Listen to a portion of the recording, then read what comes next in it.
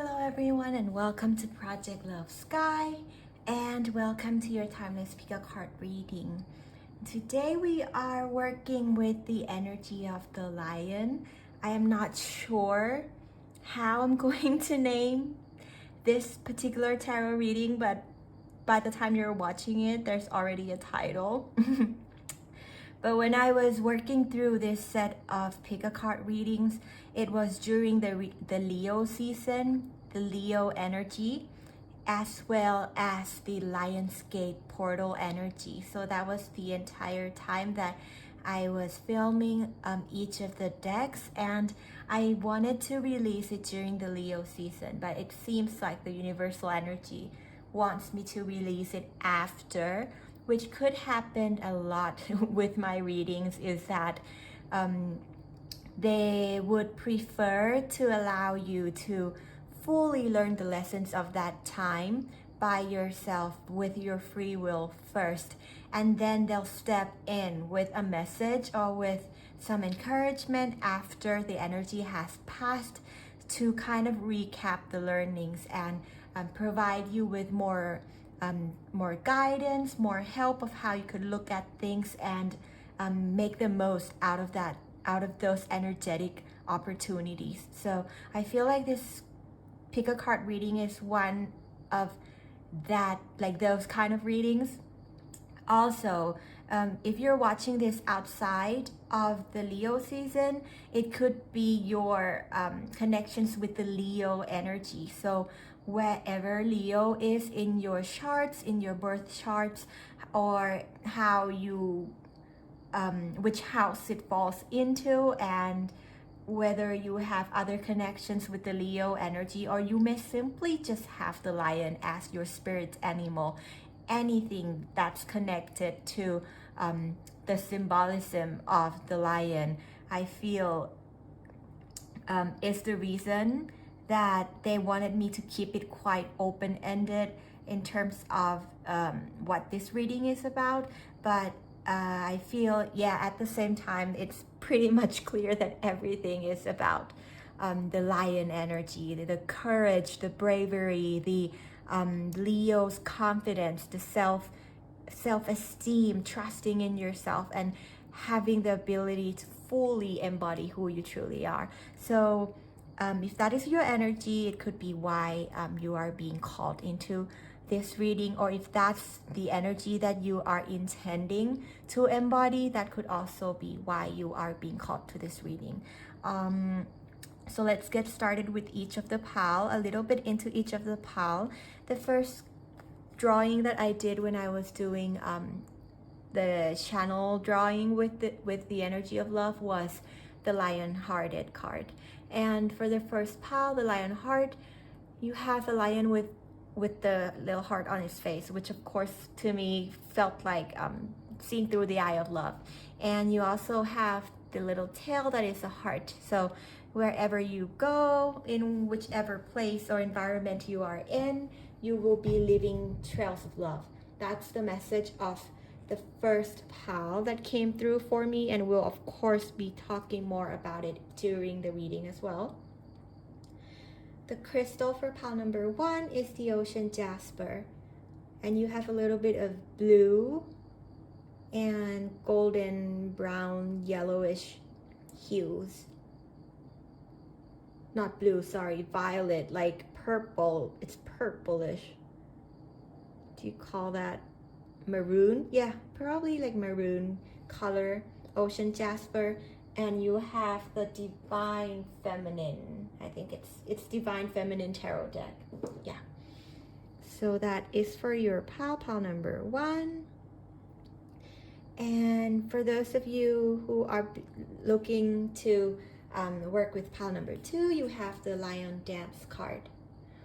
And the original version of this card is actually this intense lion dance. And if you didn't know, lion dance is an art form. It's a performance art of the Oriental, the Chinese art form. So we'll talk about why I was called to change it and what that means for your pal, what that means for you, and also why the lion is now just dancing with the universal energy of love and dancing with the rhythms of the universe in a form that's just more relatable. So with your pal, you have strawberry quartz. And that is the Kawaii Tarot for pile number 2. And for pile number 3, we have here the lionsgate drawing. It is the picture, a drawing of the lion that is coming out of the lionsgate portal. So at first I didn't see it was coming out. I just saw it today actually after working with the card so many times. So oh, actually it looks like he or she is coming out of the portal. So maybe you have been working, investing a lot of your energies during the lionsgate, and what now? Like how are you investing your energy after that? Or messages for you just simply because you relate, or you felt like the lionsgate energy was an important time for you. However this may resonate to you, right? But we have the lionsgate with the 8-8 mirrored energy and the lion courageously, gracefully walking through. Your crystal is the sun and moon crystal, which is a crystal that has 2 stones combined into one, which it's actually very interesting, and the messages that came out with this was very interesting too. Well, all the messages were, I'm saying all the past today is kind of something else. It's quite, your energy is very strong, very different. We have the tarot underneath, the star tarot. So that would be all the past selections for you today. And before we get started, I would just like to remind you that whatever I will be like, how all the different modes of co-creations I do here on this channel with the universal energy of love, whether it's tarot reading, music, or other channeled messages, they are you all have these abilities to do and to engage and to connect directly with the universal energies of love as well, because I believe that that's one of our innate abilities. That's our true nature as a human being, to live in harmony and live in true coherence with the universal forces, the energy of unconditional love, and the etheric realms.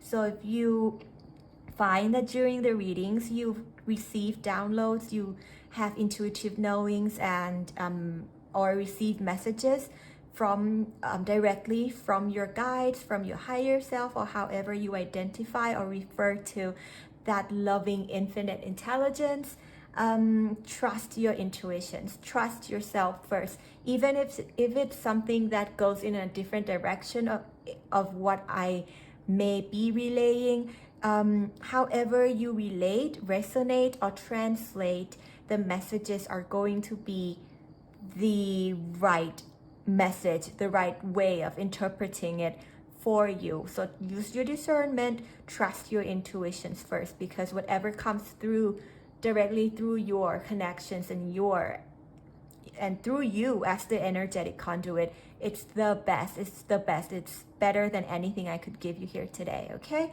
so I feel like that's it for the introduction. Oh, and if you do like my content, if you like my style of reading, please consider helping me by pressing subscribe, pressing like, or you could leave some comments, some kind encouragements for us all who are going through these lessons, and some other friends along the way who's going through these similar journeys and lessons too. And if you would like to contribute and support to my content, I am working towards becoming a full-time content creator. So if you would like to help me create in a more sustainable way, then the link to the donations will also be down in the description box below, alongside with the timestamps for each pile and the names of each of the decks, tarot and oracles that I will be using for your readings will also be down in the description box below as well. So let's get started with the card meditation section, and then we'll get into your tarot reading. So if you like to click skip, but I highly recommend that you tune to your heart energy centers first and tune into the energy of your pal. Then of course the timestamp is down below, so you can click skip there. But if not, then we'll stay together a little bit and tune our energy to the frequency of unconditional love, of free love, and of the universal love. So let's get started with the card meditation.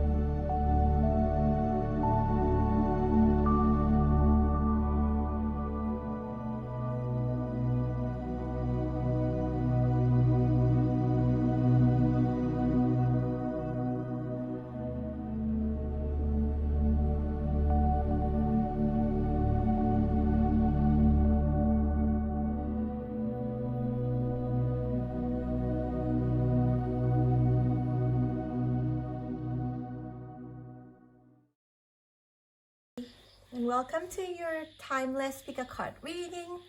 Welcome to your pile for pile number 1. And the drawing that you have chosen is this little lion with the lion seeing through the eye of love. And the message is lion-hearted.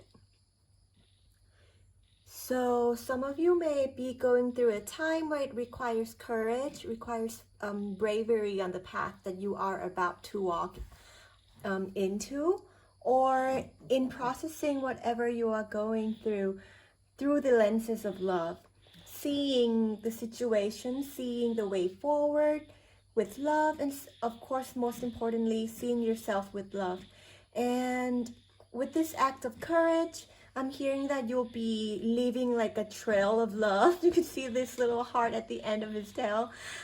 You'll be leaving a trail of love wherever you go with your electromagnetic energy that would be coming into balance once you understand the role of your heart's courage, your bravery, and how that is going to shape your realities, as well as the realities of how you see the world and how things manifest, because things manifest in the way that we see them, right? People even, or spirits, they all, as above and so below, right? They all manifest in a way that we're able to see them, in our understanding of how our lenses shape their nature. So sometimes the spirits come in as a fairy, as a guide, as an angel.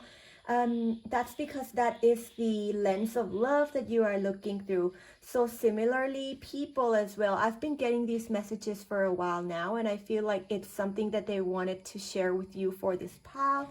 That people and spirits, we all have that same core energy. So whether it's yourself, your growth, your path, or anybody around you, they will also kind of shape shift and manifest themselves in a way that only in the way that you're able to see them. So it could be very helpful right now for you to look through the eye of love, see everyone as the love energy that they are, so that they the way things manifest and the way they show themselves to you will align with your inner radar, with your interpretations of energy, right? Because that is also the most it's what projects out the reality that we receive, the reality that comes in as our experiences. So there is something that has to do with having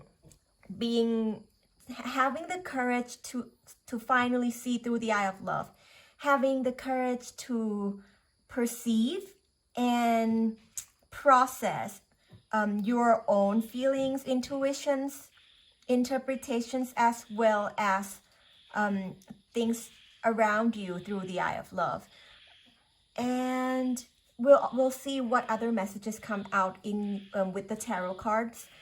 And with your totem, your crystal for your pile is the ocean jasper. This particular one has a little bit of purple.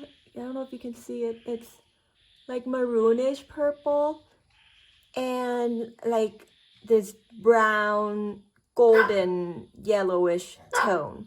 I'm so sorry, my dog is barking. She's with me here and she kind of usually helps me work. So she will pause me if I have to be paused by the spirits. So maybe look into ocean jasper if you are drawn to this particular stone. There may be messages of synchronicities in there for you, and anything that you find by yourself led by the universal energies would always be what is the most accurate guidance and the piece of information that is just right for you. So I would highly recommend you look into ocean jasper. There are some messages about calmness, uplifting energies, and of course seeing from a higher perspective, which again aligns with this, which is seeing from the eye of love.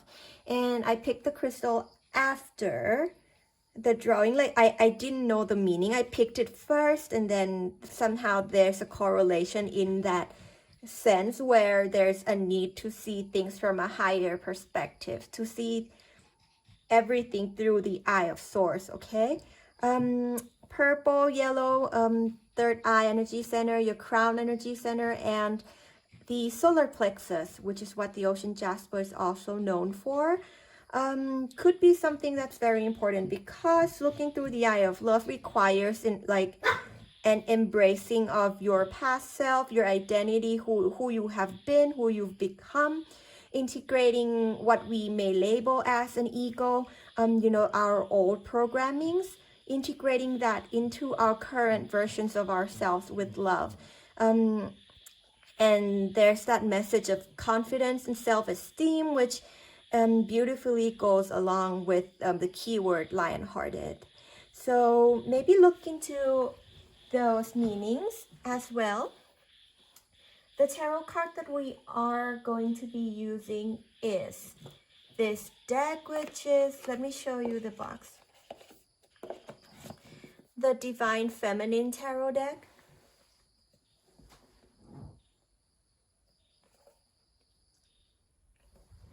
And of course, the names of any other oracle decks that we will be using, or any of the decks that I use in the readings, will be listed down in the description box below. So if you're interested in any of the card decks, the names will be down there.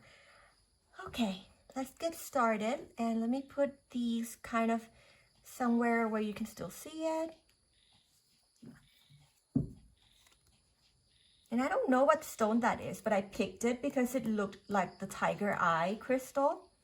And tiger eye is one of the stones for the Leo energy, the Leo season that this reading is. Even though it's timeless, you may have been drawn to this because of your chart placements or your associations with the Leo energy anywhere in your birth charts, or you're simply just watching this during Leo season or anytime, just like you know that it's not only for those of you who have Leo risings, or it could be for those of you with, you know, moon placements, north nodes. Like maybe look into where your Leo is. There could be a significant piece of information there as to why you are going through this particular lesson.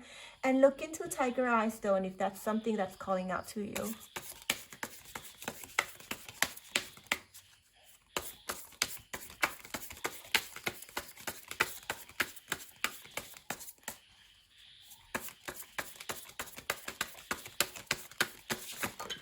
Okay, that one flew out quite far, and I feel like this one wants to come out.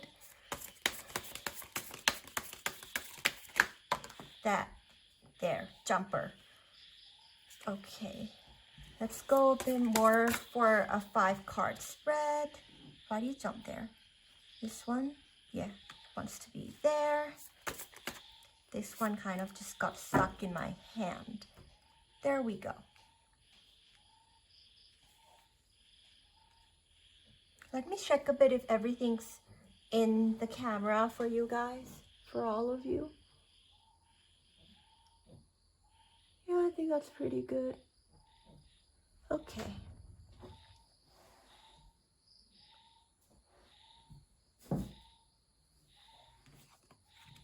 Three of Cups. I also only read uprights because that's just the nature of how I read. Do you want to see all of it? Yeah, they do want to see all of it at once.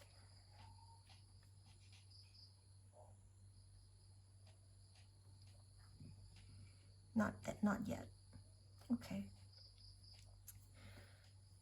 So in the recent past energy, there is I feel like you were able to really have gratitude and appreciation for yourself and for your support systems, whoever that may be, if that's your friends, your family, or anyone who has been there for you during this time. That gratitude helps a lot. They're saying that gratitude is what they want you to keep. They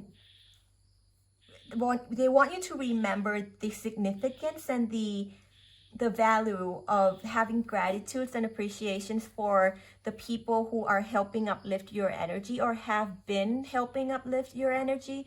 And they're saying for some of you, even if they don't really like, there's not really a particular action to or like ways in which they're coming in to kind of lend you a hand. It could just be for them being there for you when you're figuring things out, or just holding space for you when you need support and encouragement.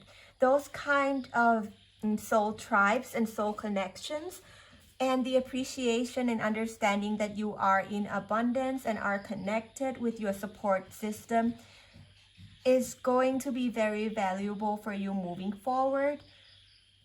And I feel like through some experiences, it has been clear to you that you do have support systems. You may have been someone who felt like you did not have it in the past, or you're swinging back and forth sometimes between loneliness and feeling like you are like a little bit of an outcast, a little that like you do not belong, or that there are challenges in terms of connections and finding your supporting system. But actually whatever happened came in so that you can give them that, you know, gratitude and actually see through the eye of love that you do have support, and you do have a lot of things to celebrate and be grateful for in your life. So remember that you are you're always embraced and surrounded and connected with love, whether they're your spirit guides, your friends in the ether, the love energy, your star friends, your ancestors, or even your close circles in your life, your family, your friends, just in both realms, on the earthly plane and in the ether plane, that you're never ever truly like, separation is an illusion, right? It's when you feel loneliness, when you feel like you're kind of isolated, that's just an illusion of separation. And in truth, you are never really separated from love, and you're always connected. So please keep that in your heart, moving forward. And at this time, this particular lesson has the frequency that you are in could have something to do with a certain manifestation that you've been trying to bring in for a while, that that has to do with your abundance, your receiving of your abundance, and you bringing your dreams and passions into reality in a place where it is balanced for you. However, there seems to be, let's say, the universe is just here to remind you that you are worthy of receiving, and that some things, even though you don't know how it's gonna come in, it could only be because you kind of are learning to get yourself to a place where you're ready to receive fully, where you're ready to see your whole self-worth as the co-creator, and how valuable and important the work that you are doing is now for yourself and for other people. How important your mission is, and how that's going to help so many other people.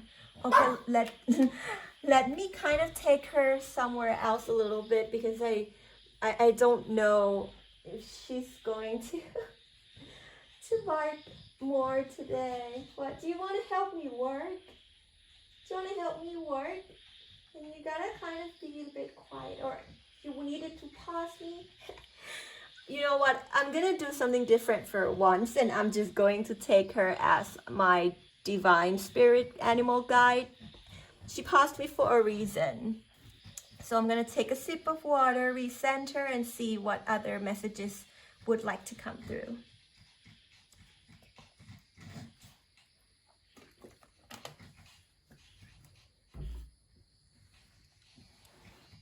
Okay.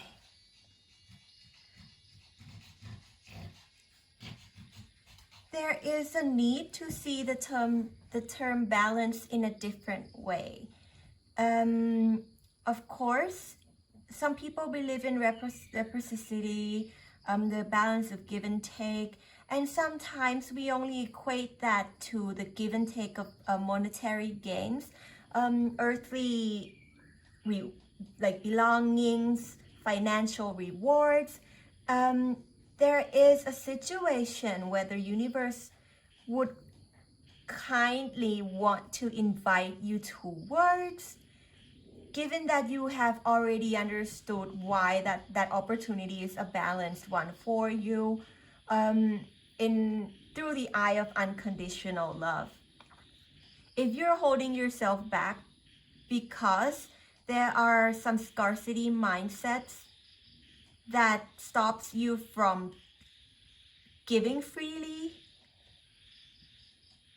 and something in your solar plexus energy is kind of challenging that belief, like the new version of you kind of already understood why this new opportunity is a fruitful one for you, because you may already gain like healing, you may gain knowledge, wisdom along the way. When you are helping these people, you may learn things from these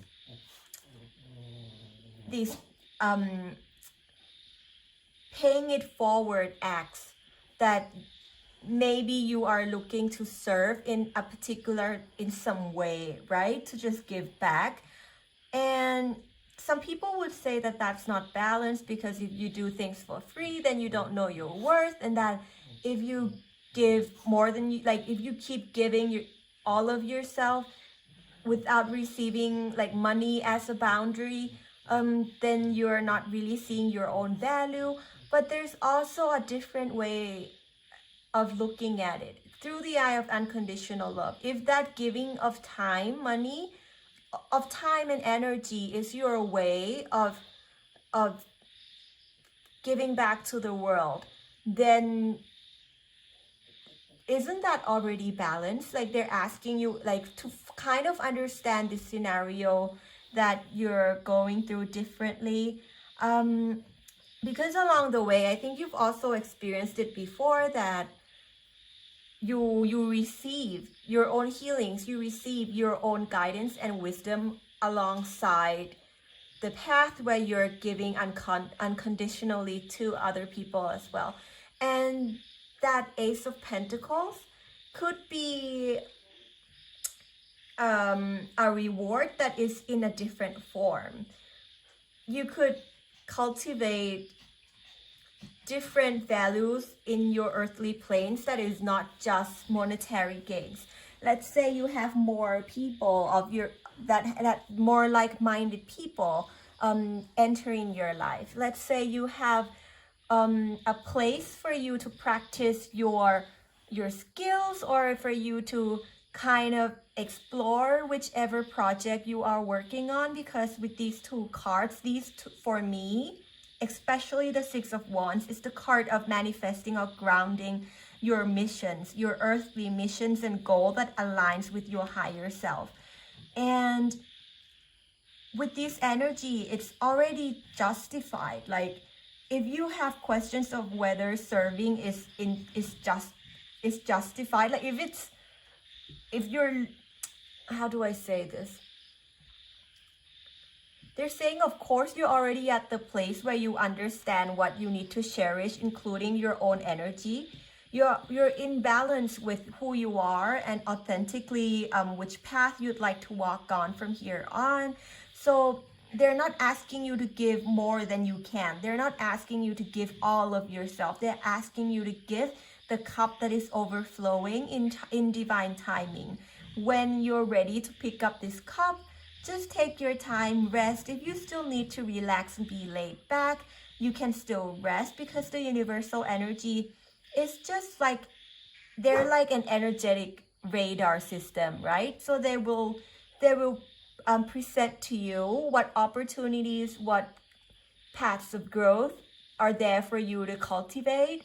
But they're not saying you have to get up and like pick it, like take it, grab it from their hand, like snatch that now, you know, like it's actually very completely different. They're basically a navigation system or a radar system where they will show you the area of possibilities. They will point to potentials, and then in your own divine timing, with your own intuitive knowing and discernment, you can pick which cup to pour your energy into and when to pour your energy into that. So there's a very important need. Like this would only, they're saying this would be justified when it aligns with you. If you're in a place where you're pushing yourself to do something, then that's not fair to your inner self or your inner child either, right?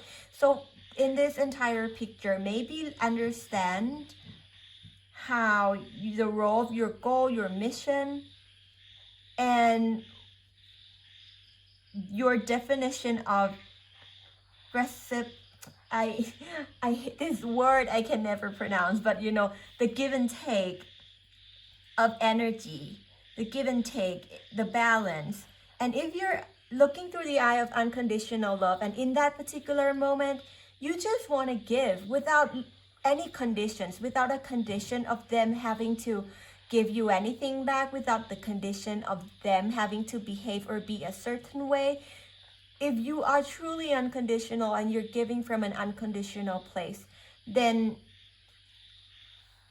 the universe will already make sure that things are internally and energetically balanced for you as the co-creator. They're saying it's easier if you can let go of that constantly kind of almost nitpicking or really focusing on having the scales be in balance, because when your ego or your human self, like the term and the understanding of balance, and especially if it has something to do with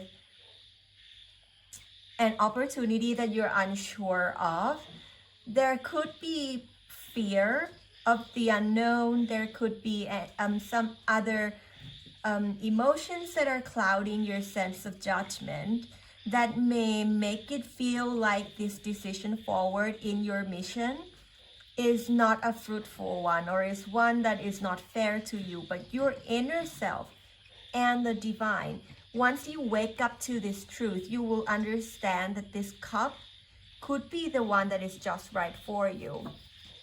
See, you have 3 of Pentacles here too. 3. It's a mastery.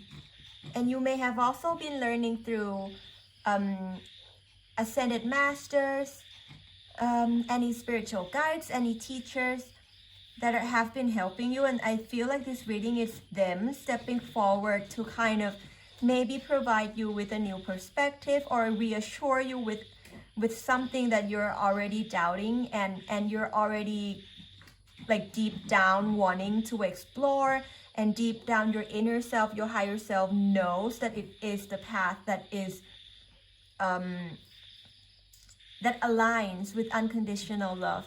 So this balance, right? Look at her. She's coming out of this basket, being balanced by these, helping, like these 2 figures are helping her kind of balance and stand tall, right? So maybe there is a re-emerging of your new self, a newer version of yourself. Let me show you. This reading is almost like them reaching their hands out to you to help you rebalance your terms of balancing, basically.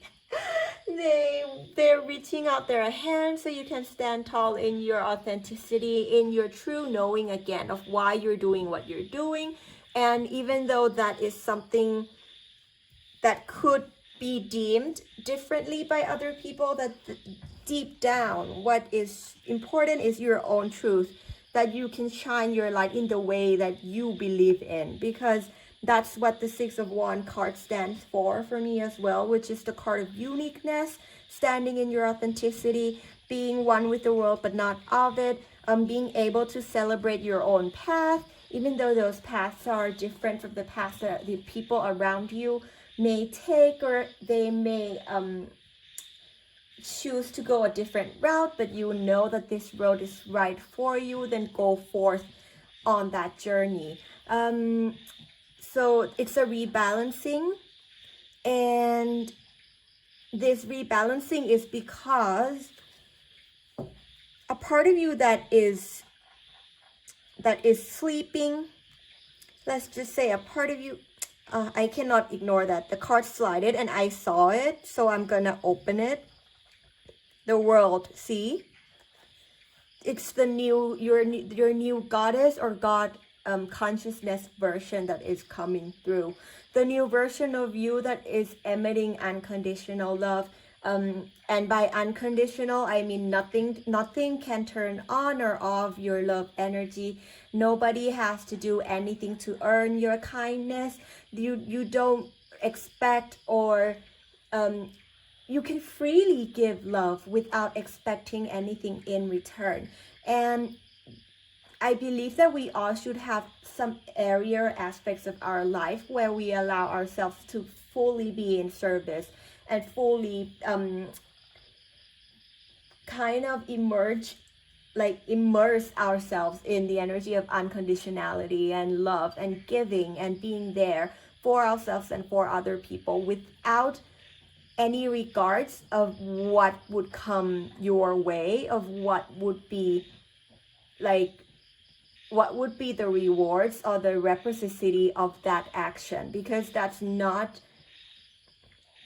they're saying, because you know that the intention of you doing your goal and following suit with this takes courage, because it could be something that other people deem as a weakness.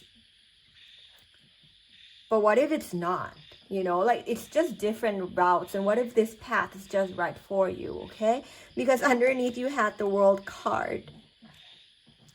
There's a new world waiting for you. Like, once you reintegrate, take time to nurture and heal and understand the path, the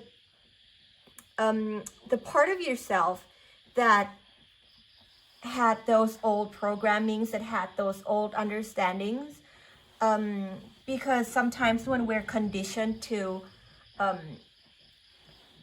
for the world or for people to, the conditioned love, right, is positive and negative reinforcement. And sometimes when you expect that people would have to repay you, or give you something back for being kind and gentle and being a loving soul, that in it, even without the intention of doing it, right, but we just may collect these programs, and sometimes we apply these mindsets to other different areas of your life where you could otherwise give unconditionally. And that, because that giving is the, like, what your inner child and your higher self has, I feel like they've been constantly calling and calling. They're not rushing you, but it's almost like your future self is sending energy to you constantly for you to reprogram this, so you can step into this new portal, this new world, with grace, with courage, with joy and enthusiasm. So allow the guides, allow your higher self, your past self, right? It looks like the same person. This could be you and your past self who's still learning to release and reprogram yourself, and your future self, or the higher self that you are growing yourself into. They're both pouring energies into you, so you can go through this rebirth and renewal energy and create a new set of beliefs, create a new set of standard and understanding for yourself. That's going to clear up a lot for those of you who have chosen this path. And I believe you're pretty much linked to, it's linked to your soul mission very strongly. So with your reading, I am going to be using this Whispers of Love oracle cards, and I, for some reason, have felt that this pal in your reading, and also for the other one I did in my native language, which is in Thai, are very strongly connected to the divine feminine energy, and that's why I've chosen this deck. I'm just checking.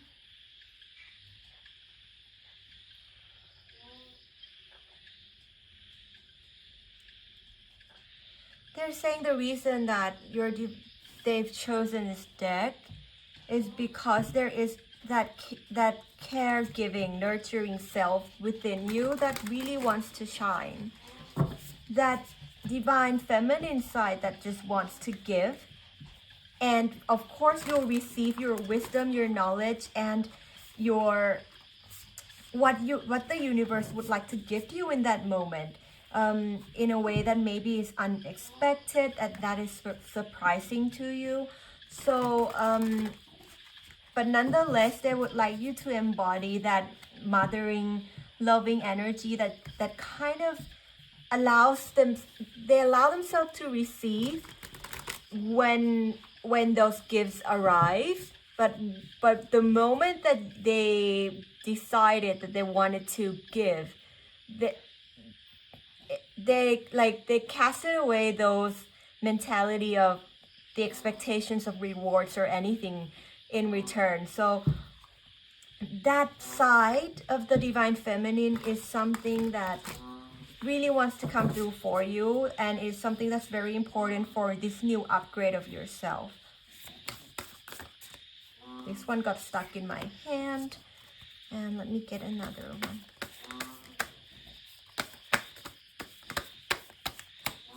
Okay. Forgiveness.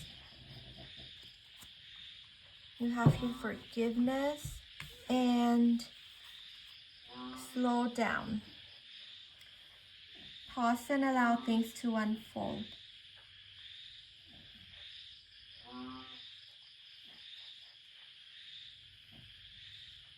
Nothing is gained by holding on to past disappointments. Okay, they wanted me to just go on with the other deck too. So we'll open all the oracle cards all at once and then see how the message, like there's something that are linked and they need the entire, all the cards to be upright first. I feel like those. Okay. Amaterasu, Teresa of Avila. Let me see how I can place the cards. You have Kali under the deck. And for this, you have do something for someone, right? The card of service again, of unconditionally giving, being of service. Give your attention to another. Okay. So I feel like maybe you don't feel like investing or directing your energy out to help other people at this time, because you may have gone through a mind maze and your inner self knew that you needed to slow down. So look at her just like resting her thoughts, but like within her thinking, her psyche is just a maze. And there's a couple here that's dancing. So for some of you, there may have been difficulties or challenges that had to do with a soul connection. I'm not going to say whether that's a romantic connection or not, but I feel strongly that it is a soul connection. And your inner self understood the need to kind of regain footing and get back to a place of gratitude. So in the past, you may have chosen to take some pause, took some time out for yourself and slow down to gather your thoughts, to rebalance and have the rhythms of your thought, your heart energy center, your body be in alignment again, so you can reach that higher frequency of flow. Understanding that they're saying you did a very good job in recognizing that you needed to, that it's better for you to be in a flow state when creating something, and for you to also recognize and be able to identify a state of mind that maybe was in a high beta mode, or the high beta frequency of your brain waves that trick some when your survival modes got triggered, that you needed time to slow down yourself, your activities, and of course slowing down your brain waves. So for those of you who are not familiar with the concepts of how the brain waves work, I would highly recommend you to look into it.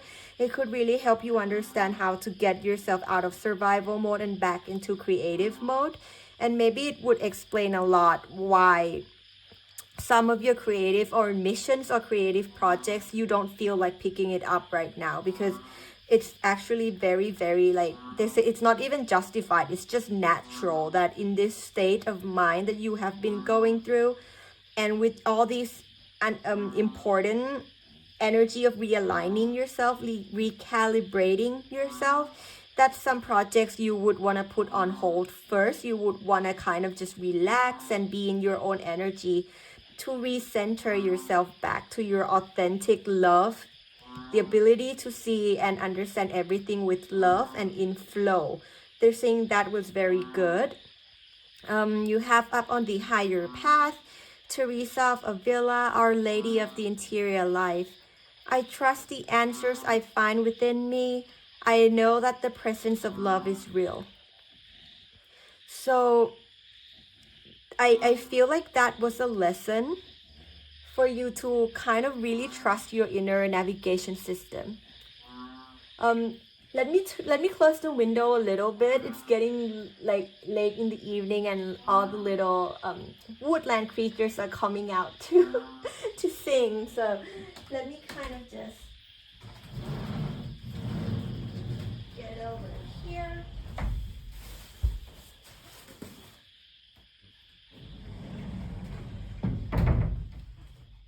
There.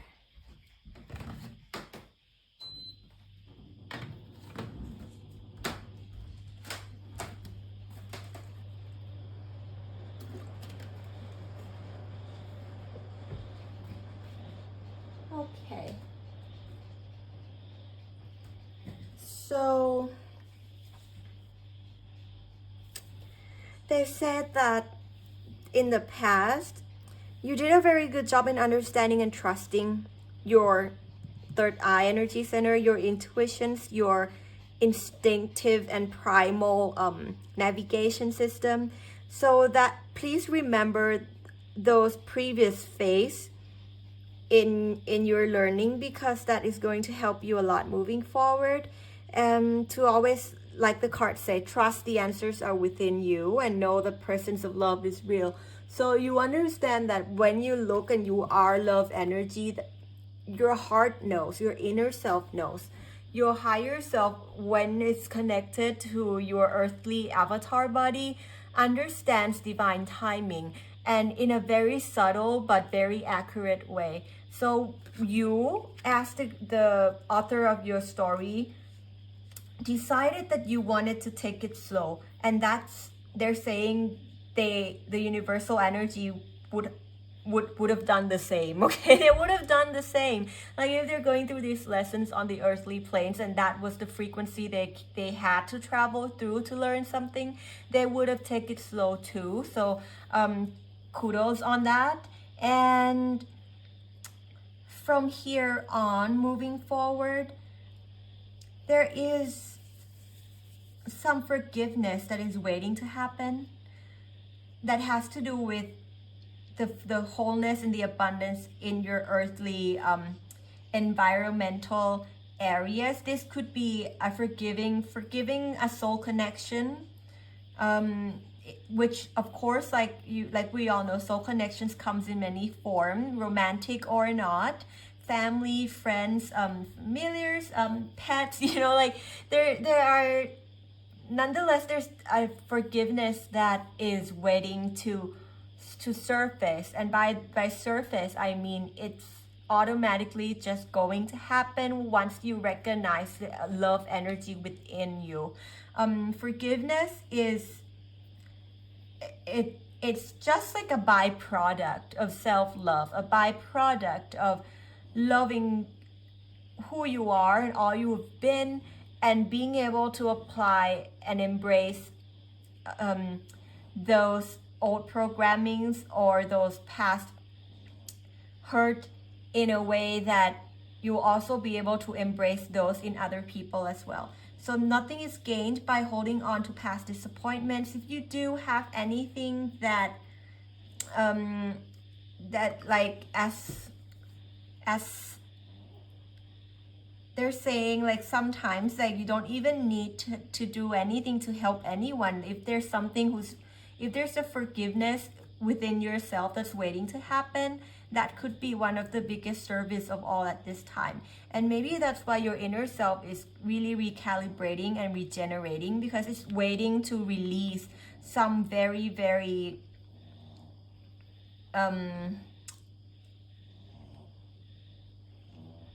it's an energy that is forward, like in the forefront of your life right now, and has been for a while.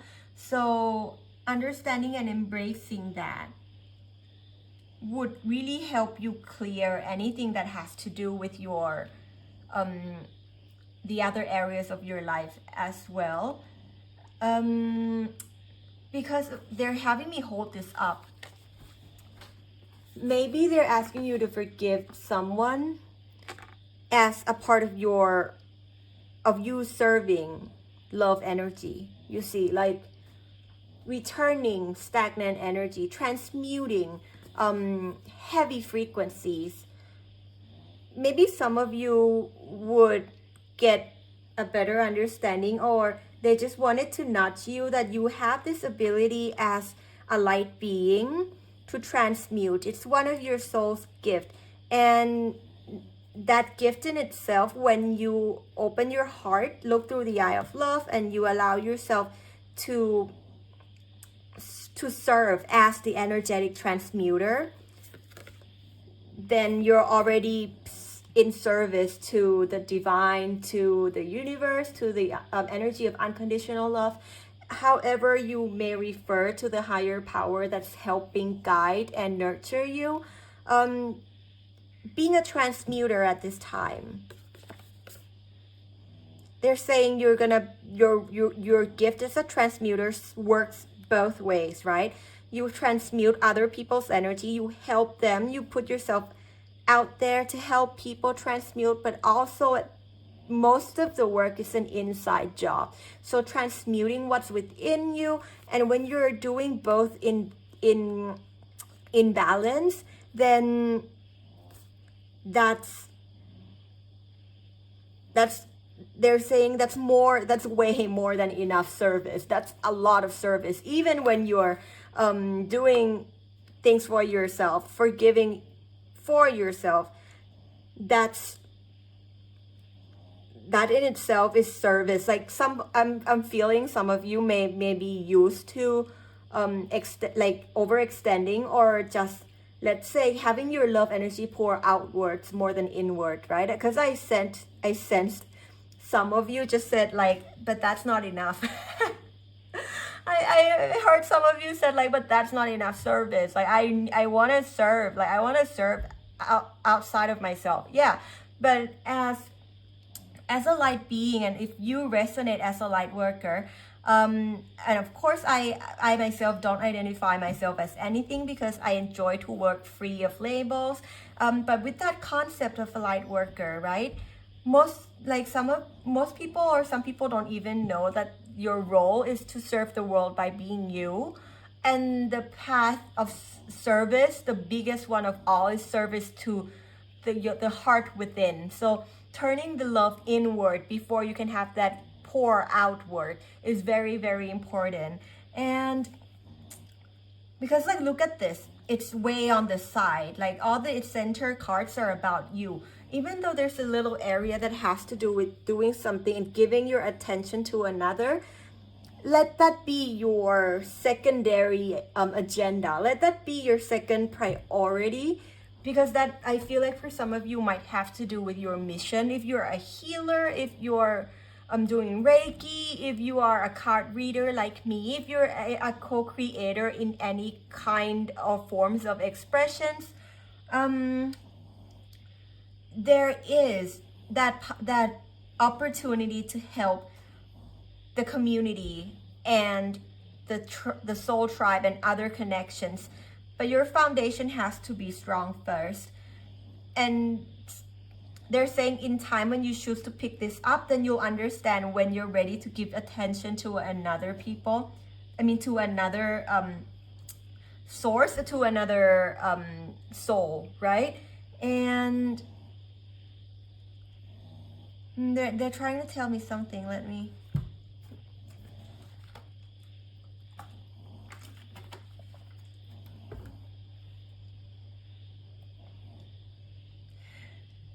They're saying once you recenter and look at your higher path, Amaterasu is the goddess of the sun in Japanese mythology. She's the goddess of the light, and the card says we are all sacred mirrors reflecting back the same light. So you, as that mirror, like, if you want to reflect light, your mirror's gotta be clear. You like if your mirror's dusty and or if your mirrors like have tiny cracks in them, or if they're just, you know, being blurred out by some frequencies that are not that are better off not there, then once you put yourself out, you're gonna reflect to the most capacity, of course, that you're able to. But you also have the choice to kind of already clean that mirror first before you use that mirror to help reflect back the light in other people. And with Amaterasu, I would highly recommend you look into her stories. She is the deity that really represents seeing one's own self-worth, because when she was emerged from the cave where she was hiding away from, she actually emerged looking into a mirror and seeing another goddess that was so beautiful, and she just got so curious that she couldn't help but come out of the cave. But once she came out, she only realized that it was another god holding a mirror and she was seeing herself. like I know, like, it sounds really like cute and funny, but like maybe look into the stories, okay? Because there's a need to see yourself in clarity first, to look into the mirrors of yourself, and maybe to forgive yourself and any soul contracts who any soul connections that are helping you as another mirror. That we are always holding mirrors for each other and for ourselves and for others. So in times that we are a bit blurred and our lenses are a little bit distorted, we may forget that you know what, they're here to hold a mirror for me to look at myself. And so that's why maybe recognize that as you are reflecting to them their lessons, their wisdom, their power, their love, they are doing the same thing for you, not to you. Anything that happened was not happening to you. You was not like fate, you know. It wasn't like a situation that was meant to hurt you. It was, even though there may have been hurt involved, that's why there's a very, like, that you needed to slow down and you needed to forgive. But they're saying recognize your sacredness and recognize other people's sacredness equally, okay? So if there's any if you're going through any soul connections, if you resonate with divine counterparts, let me put it this way. If you're going through divine counterparts, or any contrast that came in through a connection that pulled on your heartstring, right? Please know that those connections are there in agreement with your higher self, that they're gonna play this role here for you, and it's gonna play out this way, and this is what you're gonna learn from it. And sometimes, like Abraham Hicks always said, like, they may play the role so well that like you just cannot help but react, right? You can't help but react in the moment. But now that, like, there's no point holding on to the past. So Dr. Joe Dispenza said, forget the story, overcome the emotion, because 50% of the time, our memories are not even accurate, especially our long-term memory, or memories that has to do with a traumatic emotional event. They're not as accurate as we would like them to be. And sometimes our ego or our old programming, our old selves, would like to hold on to a version of an event that was very dramatic, that was intense, that was, you know, like, oh, this, I'm so hurt because like that happened and it was outrageous and all that, you know. But he always said that when that happens, that's your old self trying to justify why you cannot change. It means that's a part of you that's not ready to release a certain program, a certain mindset that is that you're already kind of, your higher self is working on releasing. So I'm trying to put this, how do I put this in the best way possible?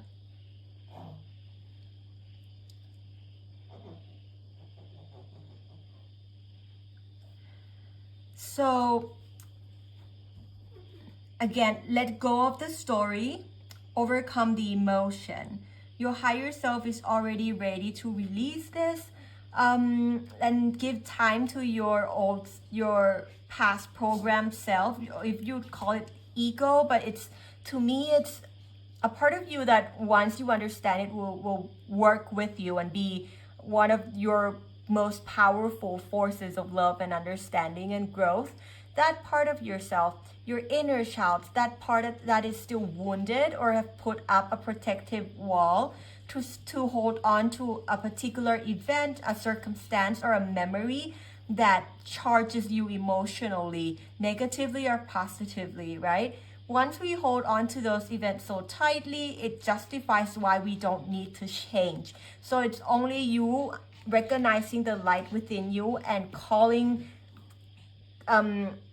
picking up the sword for once and say, like, this time, this energy does no longer has a place in my energetic body. These judgment, these blame, and with the sword, I always say, it's never meant to cut anything or anyone outside of you. This sword is only meant to detach the energies that are no longer serving you within your own energetic vessel as a light being, okay? So find that strength, that loving, courageous, brave strength to, it's almost a depiction of ego death, right? Where, you know, your past self or a version of you that would like to cling on to an old narrative, but deep down knows that it's not serving you, that part will give, let's not say cut, but give yourself a chance to grow past it. Give yourself a chance to outgrow and to expand. Give yourself a chance to create something new in place of that, and give your past programmed self a chance to recalibrate. So you, as your own universe, there's some inner parenting that's gonna help a lot in terms of inner child work, or any past versions of yourself that would that is struggling to see the light in yourself, okay? That part of you that is, that you're going to realign and recover out from a place of a heavier frequency back into a lighter frequency, okay? I release all that doesn't serve me. It's time to be the truth of who I am, right? This is Kali to me. She's almost like her overcoming her past self again and again and again. Some people say we cut off people, we cut off ties and connections that don't serve us. You know what? Sometimes I feel like, to me, that's at least for my own work and for my understanding, what I look to release the most is blame mentality and victim mentality. So when it comes to these forgiveness, most of the times I find that at the end, it's a part of me that I end up releasing.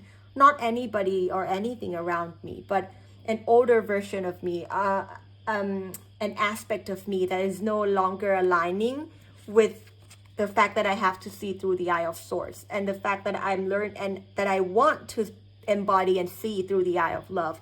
Those parts. The things that are blurring your mirror, blocking you from seeing who you truly are, from seeing the light being that you are, how powerful your energy centers actually are, how powerful your divine connections are. That part that is holding on to some old narratives, whether it's in your career, the balance in your work, your life, your relationships. I feel like for this pal, it's it's the same lessons being reflected through a lot of chain of events in your life. It's the same lessons that is being manifested and kind of made clear to you through almost each and every aspect of your life. If you find that one emotion, if you find the heavy emotion that is underlying all of these patterns in different aspects and facets of your life, that is where your growth is going to be. That is where you're going to free yourself and evolve into a newer version of you. Okay?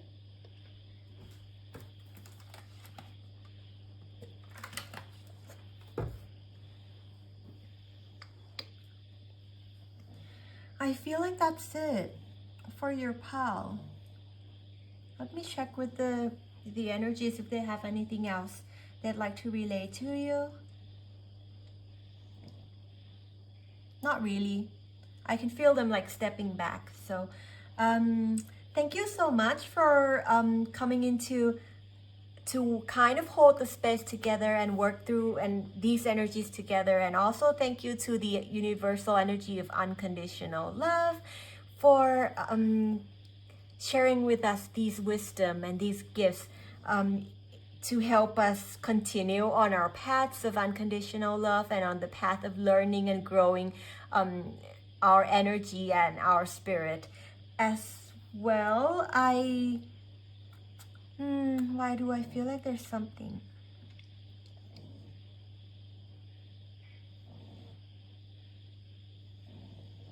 Oh, they're just saying connect. If some of you are working with Ascended Masters, because we do have the Master number 33. And there's a mirror energy. There's like a 4 and a 6. It's like IV and VI, right? So yeah, a lot about mirroring energy. They just wanted to reaffirm and reconfirm, reassure you again that whichever energy that came into your life was meant to teach you a lesson. It's meant to mirror each other. So you mirror each other so well that sometimes it's very hard to tell apart your own lessons from their lessons, because it could be the exact same lesson. That's what they're telling me. You could be learning the exact same lesson. Once you understand the release of blame, the judgment, embracing yourself and others with love, and have forgiveness be a part of your intention, right? And just keep working, charging your love and your heart energy center, then you'll be able to tell apart the lessons that is meant to be recognized by you. Okay, so thank you so much again for joining me on your here today for your reading. And if you like my reading, of course, you can support me by clicking like or subscribe down below, and there'll also be other ways of support. If you'd like to help me out with this channel, then the links and the details are down in the description box. And thank you again to the universe. I feel like they've been eager to, like, they're just very eager to talk to you, because you're almost there. Like the past, like, this is what you may not see, and it's hidden under this as well. So you're really, really, really, really close to birthing a new version of yourself. That is why I feel like they're very excited, and they're saying you should be as well. Maybe celebrate as much as you can. Even if you don't feel like it, then allow yourself to rest and relax as much as you can, in preparation for this new era of your soul. Okay, so thank you so much, and we'll see each other again here whenever the universal energy calls for us to be here on this channel, Project Love Sky. And may you have a beautiful journey, a loving journey full of wholeness from within and all around you always. And I'll see you again whenever our friends in the ether call for us to kind of meet again. Okay, Bye-bye. Thank you. Hello everyone and welcome to your reading. And for your timeless figure card reading, if you have chosen this pile number 2, you have chosen the lion dance drawing. And the messages that come with this particular drawing, when I was channeling and drawing the picture, the image out, was that there's a fun, joyful side, a playful side that you may have been wanting to embody and show to yourself as well as the people around you for a while. And this side of you is something that you, as the lion, which of course we don't see lions dancing in nature, but who knows, right? The lion might dance on its own when nobody's really ever watching. So maybe you're like that lion where the people close to you and yourself would know that you have this playful, this funny, humorous side that is very, let's say it's not often seen by the people that are not close to you, who are not your immediate circles. And with that energy as well, I wanted to show you the first version of the lion dance drawing that came out. I'm laughing because it turned out a bit like the lion doesn't look as, it looks a bit intimidating, doesn't it? But I believe that there was a message in terms of these two drawings having been that I had to update and like redraw everything again and it came out into a different picture. So there could have been some, like, if you're not familiar with the Eastern lion dance, I would highly recommend you to look into videos of the lion dance as an art form. There may be some lessons and wisdom that you could extract just from watching the performance of the lion dance, because while I was channeling, when I was first brought into drawing this picture, I actually learned a lot just by watching the dancers, just by watching the momentums, the harmony, and the teamwork of the lion dance. Because if you're not familiar with that art form, that lion dance usually would require 2 or more dancers to perform. So there may be something in terms of you working with a collective or your divine counterpart or your partners in creations, romantic or not, it doesn't matter, but there is a co-creative aspect to your spiritual ascension journey. Because I was like, in the lion dance, they would keep climbing up to higher and higher poles and leaping forward.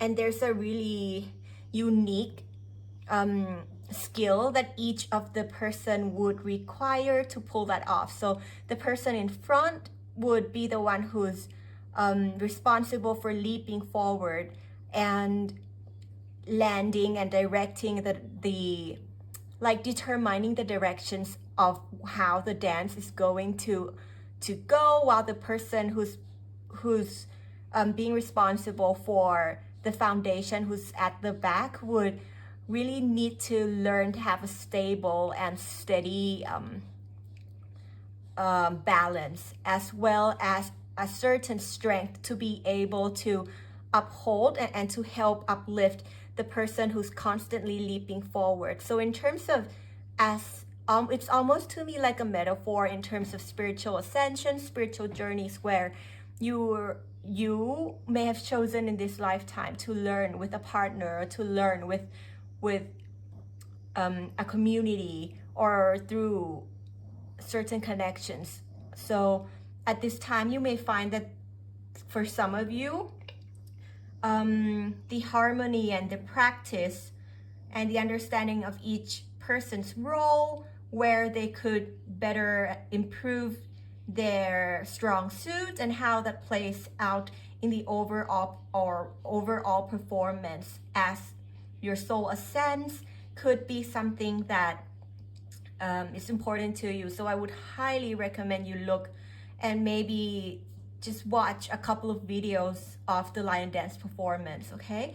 And the messages that really come through even before we are going to start with the tarot cards, I usually would receive channeled messages before that, so we're just going to take our time.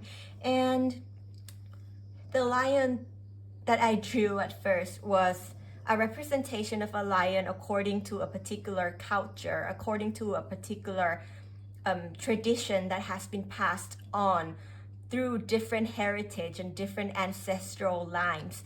So I had to update that to a newer version of the lion dance that would be one that is relatable and understandable and more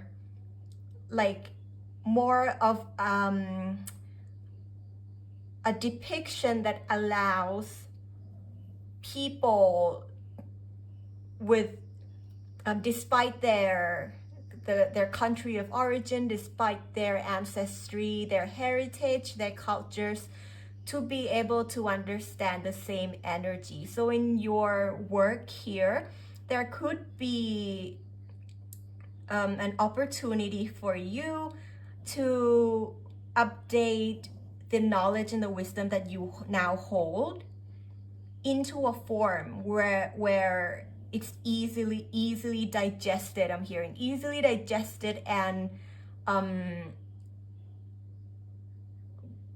still hold the core message, still hold the essence of what you are trying to manifest, to bring about into this world, to co-create, to pass on as your gifts to the world. So if you find that some of the work, if you are a messenger, if you're a channeler, or if you're an energetic conduit who creates any kind of expressions of your work at this time, there could be an opportunity for you to learn how to update your form of expressions and your communications in a way that fits today's era. Because I feel like a lot of you, for this pal in particular, are actually would resonate with the term old soul, or would already have an understanding that your soul has been evolving and doing this line of work, or in this department of helping and bringing truth and knowledge to the world for so many lifetimes, and you've done this before in so many different ways. So at this time, there is almost a call from the universe for you to allow yourself to reinvent, to rebrand your spiritual practices, or rebrand the way that you would communicate and represent what you stand for into a form that transcends culture, into the form that transcends time, transcends era, and any of the illusions of separations that may prevent some of your soul family or the tribes that are waiting to come in to dance with you into a more of a universal type of dance, if you know what I mean. So that's the messages from these photos. I'm going to just put them here so you can still see them. And for your totem, your crystal is the strawberry quartz.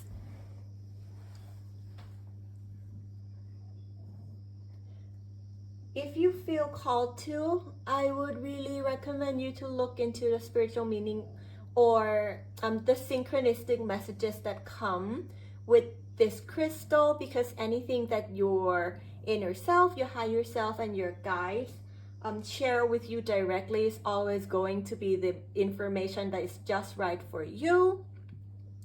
But just to share a little bit of what the strawberry quartz brings in terms of synchronistic messages, the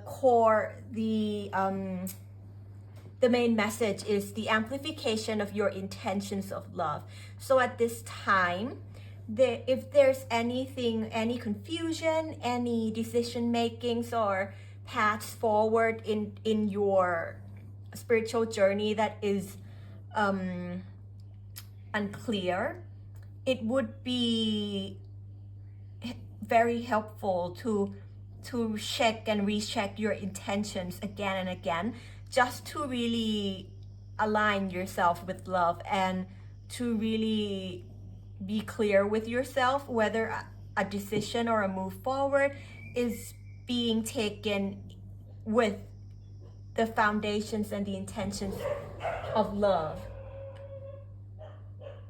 Oh no, sorry. I think I'm like visiting my parents, and the house is in the mountains, so the dogs around here just kind of like got into an intense fight.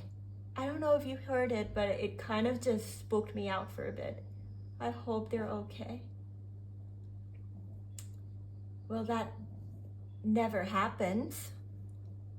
So there might have been some conflicts for some of you, a pretty intense one, because now my energetic set, like I sense it since that event happened too.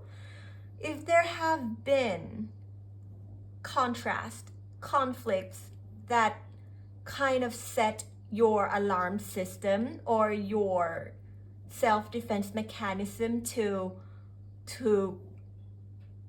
activate, maybe take some time to check whether that defense mechanism is still ongoing or not, so you can make the decision of whatever energy needs to go forward could be made with the foundation and the basis of pure love energy. Okay, so if there's something that spooked your energetic system, that came to you as a shock, that was an unexpected event of conflict and contrast, the first thing that they would highly recommend is to first let I'm hearing the false alarm or the defense mechanism that sets you on to they're trying to give me a word. Let me tune in a bit.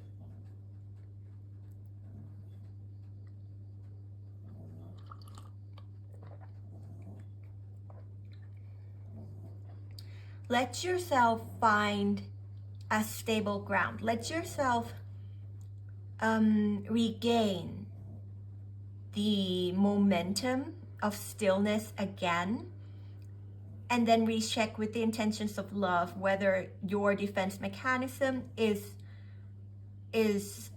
on autopilot still, if it is running the show for you, or if it's your heart that is speaking to you. Okay, and with this zone, nonetheless, there's an amplification of the intentions of love. So the very detailed awareness of where you place your attention, where you place your intentions, because that's going to be what draws in your manifestation and decision makings.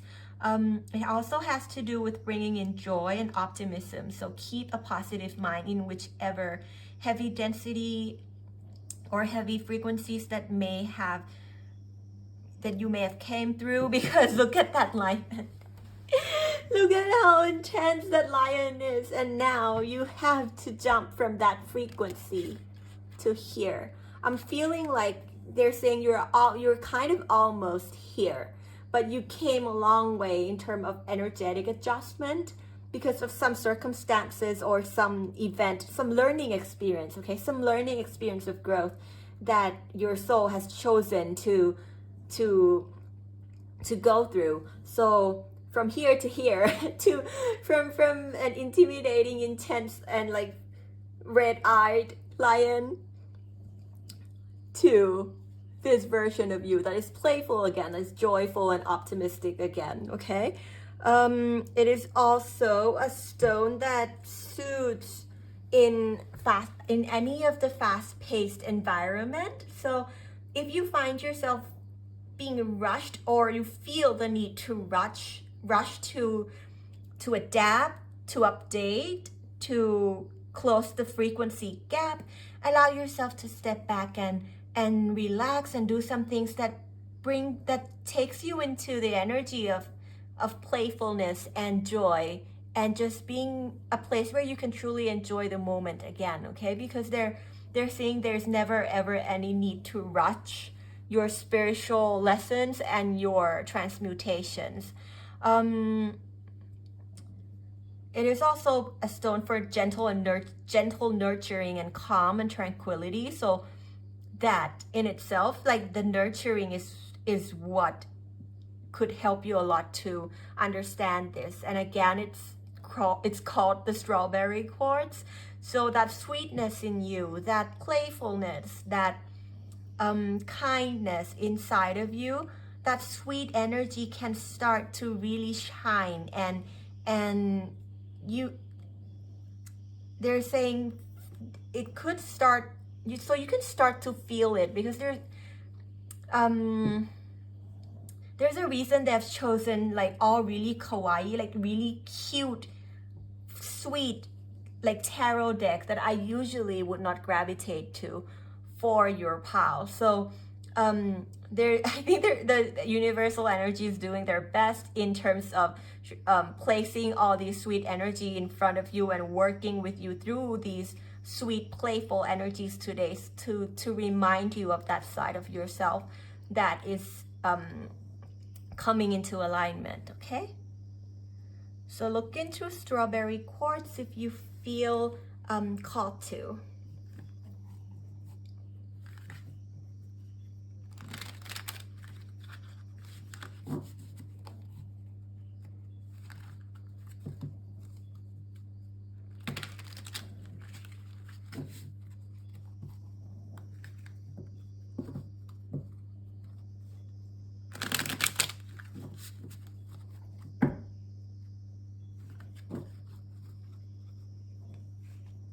Oops, that one fell out, so I'm just going to let it be there. Now I feel like it's there.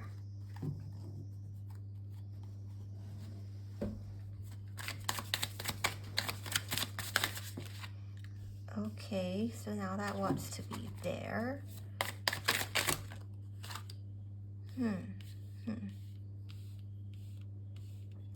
This, by the way, is the Kawaii Tarot, and the names of all the tarot decks and the oracle decks are going to be down in the description box below in case you're interested in any of the decks that I'll be using.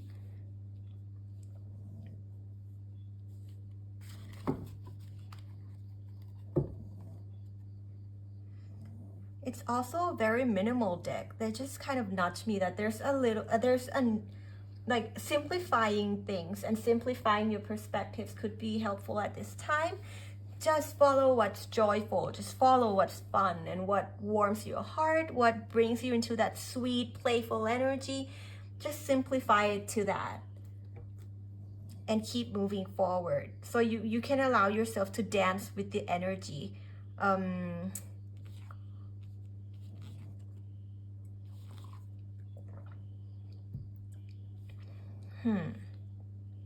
That's what I was talking about, the Ten of Swords. Three of Pentacles. And underneath the deck, for what we may overlook, is the Queen of Swords. You have two queens, one knight. So right now in your recent energy, what could really help you and how the universe would kind of hope that you could understand the situation is there's so much openness of opportunity. There's so much like the opportunity right now is limitless for you, actually, despite what happened in the past that you may feel like was a hurtful and painful experience, but it has opened up your ability and your realms of manifestation possibilities and probabilities into something that it's completely boundless for you. So right now, what they would highly recommend for you to do is manifest broadly, manifest in terms of emotions and how you would like to feel. Like chunk it up, okay? When something is let's say when you're not clear about how you'd like the outcome to be, or how you would like which way to go, how exactly things are going to unfold, they would recommend that you manifest or place your energy in the emotional state that you would like to be in. For example, you just want to feel joy. You just want sweetness in life. You want to be have playfulness in life. You want maybe you're looking for the fun, loving, exciting energy in life. Or you could chunk it up even more and say you just simply want love in your life, or you'd like to experience wholeness in your life. Whichever one resonates to you, reach for that higher feeling, reach for that better feeling state, and allow the universe to kind of place the puzzle pieces together for you in time. So manifestation, or your mindset and your thinking, logical thinking, might have been kind of drawing you to think that you need to understand a certain situation through and through, or see a way forward that is super clear for you to move forward, for you to understand how things are gonna manifest, how you're gonna make a decision, what fulfills you. While in contrary, they're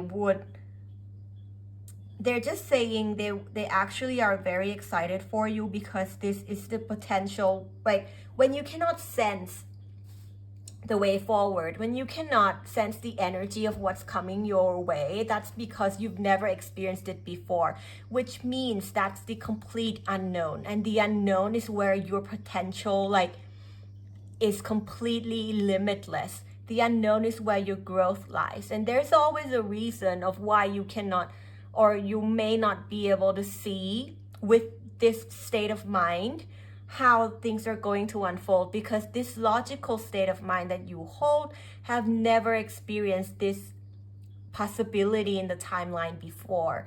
That is why call in the highest frequency that you'd like to experience, and let that be your guide. Because in the past, you've already understood what fulfills you, what nurtures you, how you could nurture yourself, how you'd like to be, what kind of connections, relationships, or surrounding environment, whether that's family, work, or in a partner, in a divine counterpart, that you'd like to experience. So you already have a clear picture in your mind of what you are looking for. And that's what the past experience, that's why you went through this frequency of the maniac lion dance, because you needed to fine-tune your alignment, and it was helping you come to an understanding of what you actually want or do not want in your life. And once you have a clear picture of that from a nurturing, loving, compassionate side of yourself, communicate with your inner self and higher self, and extract out of all the things that you have envisioned, what is the highest emotion that is the biggest umbrella that encapsulates all that you would like to manifest in your experience. So yeah, they're just saying find the highest frequency, the biggest umbrella, the biggest term or emotion or state of being that you could think of, that all of what you wanted, that fulfills your soul, that fulfills your cup, that is your heart, everything else falls under that. So maybe wholeness is a good one, because for you to have wholeness, you'll be joyful, you'll have love in your life. You'll have good connections, good relationships, financials. That like it's everything is whole. Then it's under wholeness, right?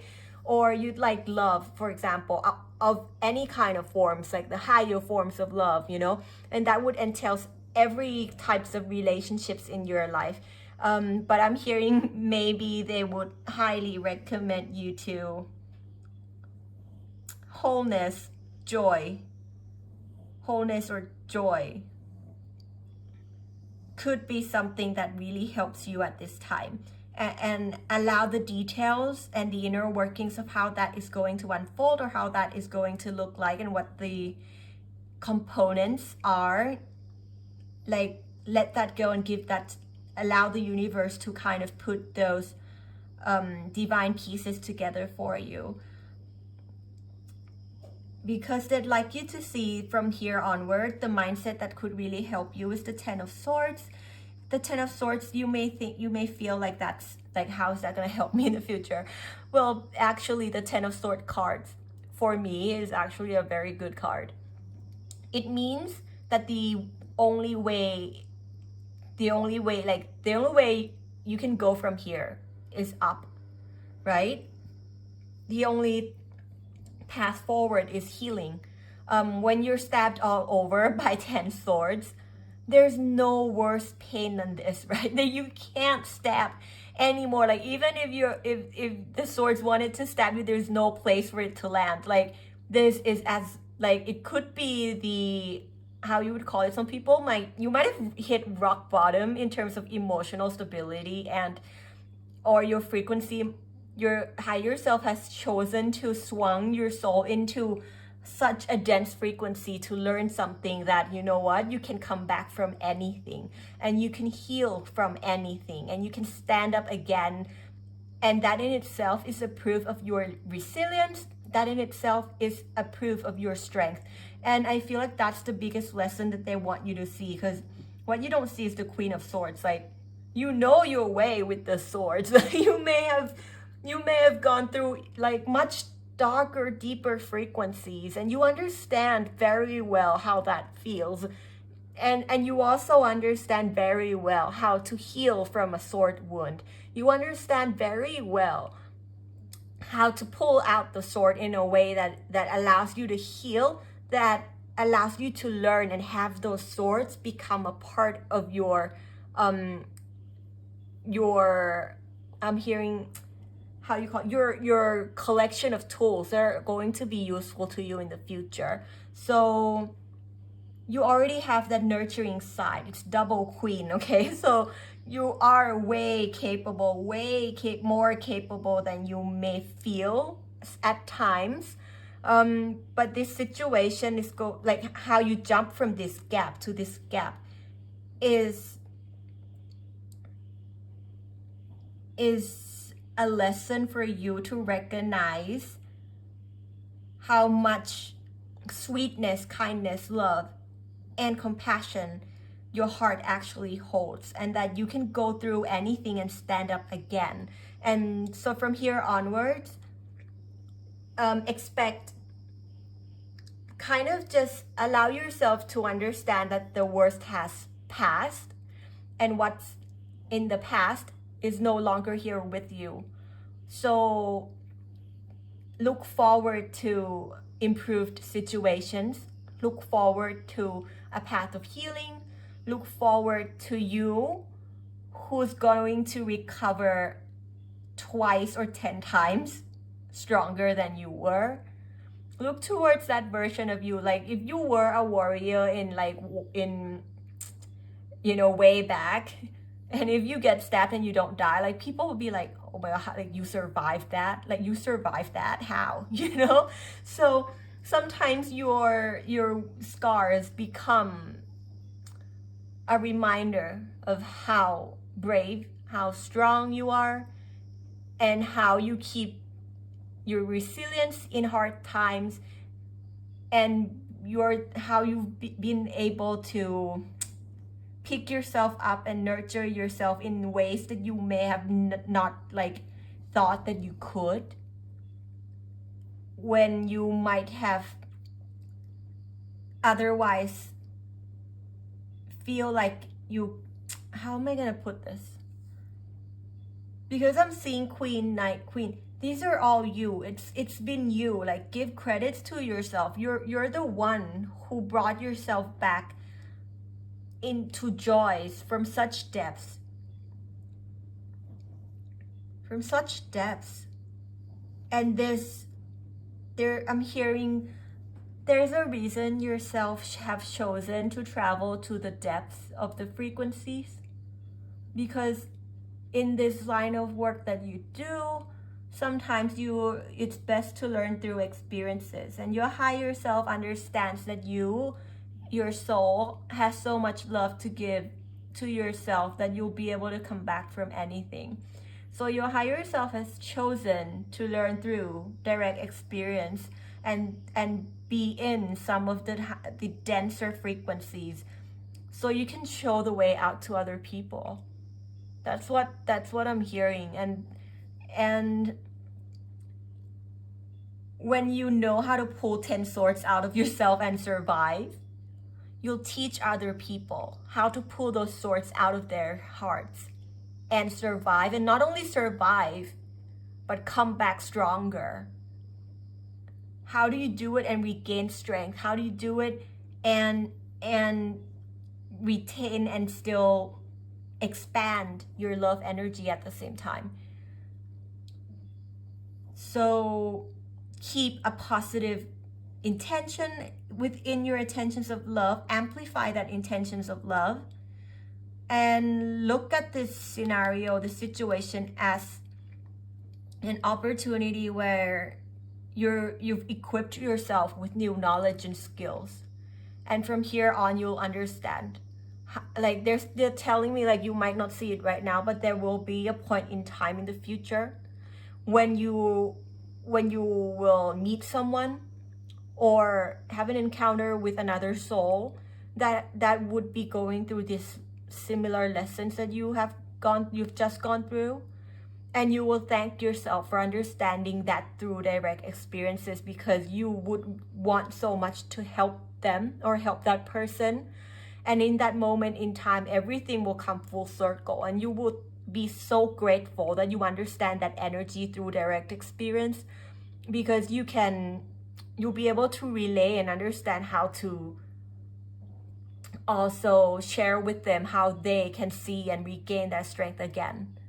They're telling me it might not be now, but in a near future, or for some of you even longer than that, there will come a day that you will thank yourself for allowing yourself to learn this lesson, because you wouldn't want it any other way. You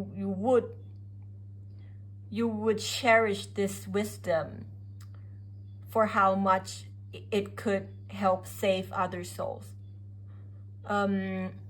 So keep that in your heart and keep that in mind. If you feel discouraged, if you feel tired,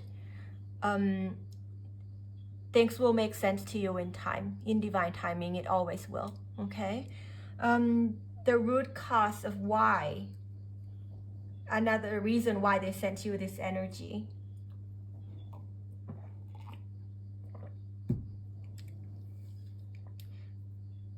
is the understanding of balance,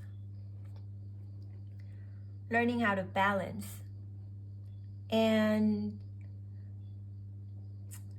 I'm just trying to picture, like, for some reason I just forgot what the Three of Pentacles looks like in the Rider's Waite, which is not usual. Usually I remember. Isn't it like the people building things together? Is it not?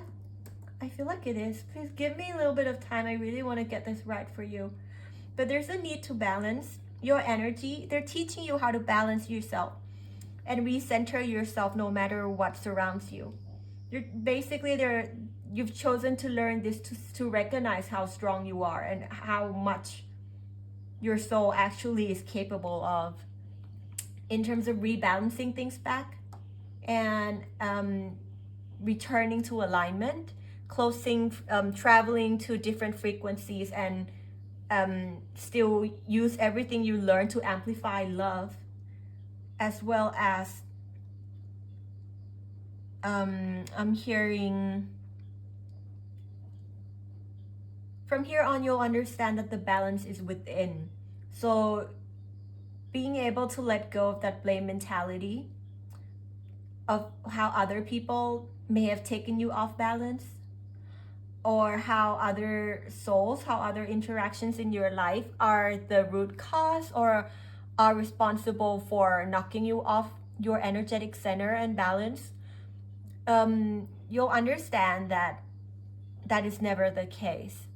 That at the end, everything that we draw into our lives are a result of our own frequency and what is within. We only attract what is within, or what serves us as lessons to let go of what's within. So when you take responsibility, as a co-creator, as a manifestator of your realities, you will understand that the balance is an inside job, and the balance is your responsibility and yours alone. No one can take the balance from you, and no one can give you balance either. That's what I'm hearing. So understanding that and taking full responsibility as a creator of your reality, which for some of you, I'm hearing maybe listen to what God consciousness is, Christ consciousness, or like God consciousness, as well as the I am consciousness. There may be something in there for you. Let me search. I feel like I get it right, but I just really want to check, right? Yeah.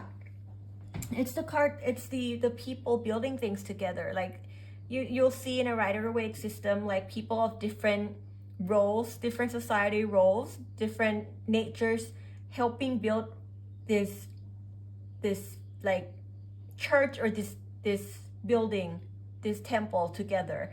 So there's a reason that you may have had to learn how to balance your frequency alongside another soul or other connections in your life, your soul connections that are also learning how to balance their frequency alongside one another, because it could be a collective effort. For some of you, I could just say this path that you're manifesting, that your soul has chosen to ground here on earth, requires people skill, which may be something that you don't really want to look into. You may be a little bit of an introvert.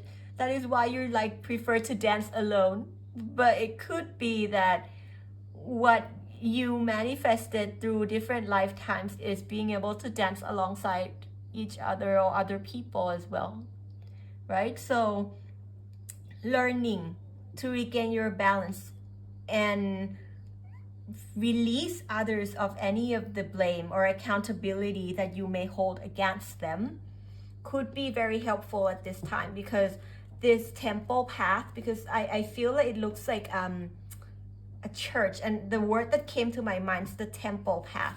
That this temple path that you're looking to create a space to help, or a space to kind of pay it forward and gift the love energy back to the universe and the people around you, may require more than just you. Most of the time it will require more than just you. So with the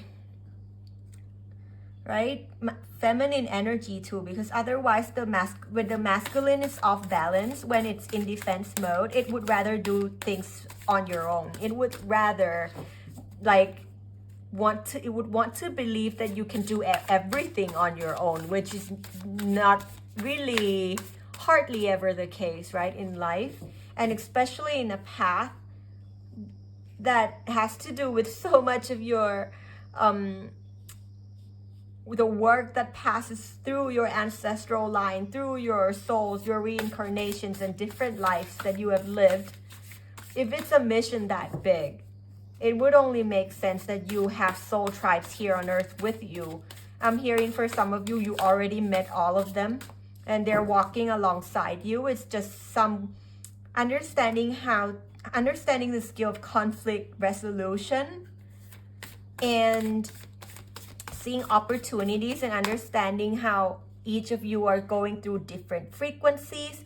Even though you're on this, you have the same goal, you have the same path forward, but your lessons are different. And when you're traveling or putting on a performance, a dance, if you're dancing alongside other people, there's a need to balance your own momentum first, and also understand the momentums and balance of other people. That it might not align with you completely, but there is a strength in that variety, and there is a strength in, and always a divine reason of why the other person is going through that frequency. Because at the end, see, I'm not gonna take it, but I feel like you need to see it. Unbound, releasing soul patterns, contracts, and past lives.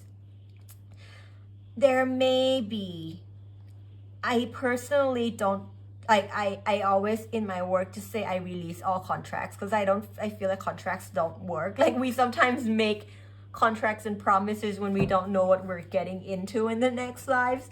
So in this lifetime, all I've been working on is releasing, and like all contracts are null and void for me. You know, it doesn't work. But if there's a path that you're about to walk alongside each other, releasing these contracts and understanding that you are all now sovereign, and that there's nothing that bounds you to this path. Only the willingness and the free will of them and the people in your soul tribe walking alongside you in full sovereignty, and also unbound them from any of the things you'd like to hold them accountable for, things you'd like that you may blame them for, and allow all of you to ascend, allow all of your frequencies to uplift in a way that each of you would like to travel. There will always be a divine reason to why any of your soul tribes or your soul family has to go through a particular frequency. And most of the time, it's to fine-tune the dance. And it's not just them learning something, it's always you who's a part of that reality that's going to learn something too, and most likely would be something that you didn't even know you needed to learn. Okay, so trust and understand that delicate balance, because if all of the performers had the same skill, if they're all at the same frequency, if they're all they're exactly the same dancers, like multiplying themselves, then how would each of them learn, and how would their special talent, their special skills shine? You know, you make use and you find their strong suit, you find each of your strength, each of your strongest suit, and have that be what is cherished, and have that be the how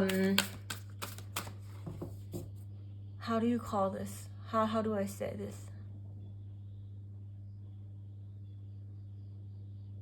look for each other's strength. Don't, instead of nitpicking each other's weaknesses.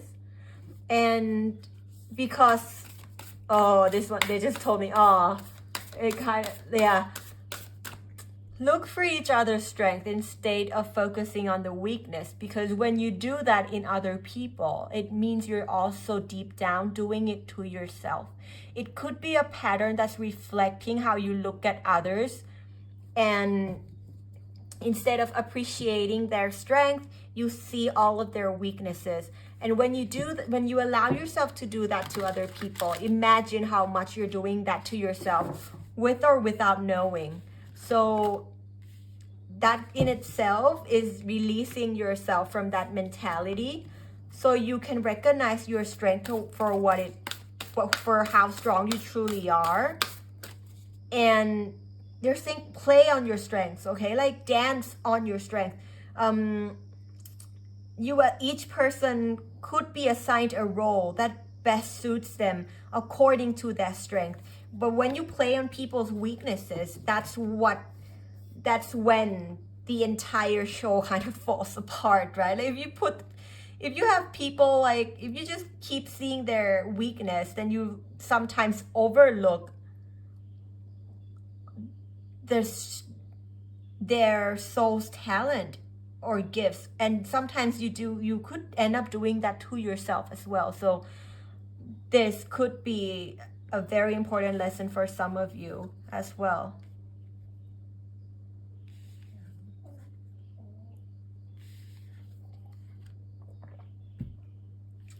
Look at that. Just right next to this, you've been training. Sorry, I just drank some tea and it's like in my throat. You've been training for this for lifetimes. That's exactly what we talked about. Let me kind of just show you the cards up close. The Age of Light.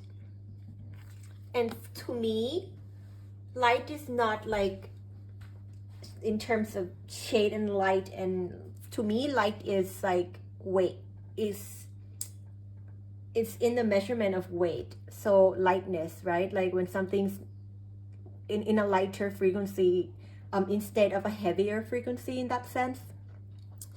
So how do you become lighter? How does your heart how do you be lighthearted? Okay, and the first thing is understanding, again, reminding yourself that you've been training for this for lifetimes. In terms of your contracts and past lives, when you release the soul patterns, which what I mean by soul pattern is the past programs, which we just talked about, maybe like, you know, attacking yourself or others at their weak, like only seeing the weak or the downside in things and people, right? It could happen. Once you release that and you understand that none of you are here based on any promises or contracts, but you free willingly came in, how brave must that be for all of you who participate in this learning experience, knowing that you could end up like having 10 swords stabbed, but you still came forth anyway, because like that's how much you wanted to help uplift each other and also help uplift yourself and ascend in your own unique ways. So once you understand that, you'll see that all of you, as in all of you, every versions of you in the past lives up until now have been, it's a whole training saga, right? You've been training for lifetimes to finally release these patterns and see each other through the eye of source. Ascension energy. Ascension is your main goal, right?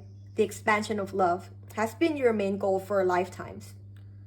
And every time you revisit Earth, I'm saying revisit because I feel like some of you already have a choice to not return. But you have, because you know you wouldn't want to stop growing, and you understand that the expansion is eternal for the betterment of yourself and others and the world around you. That's why you keep coming back.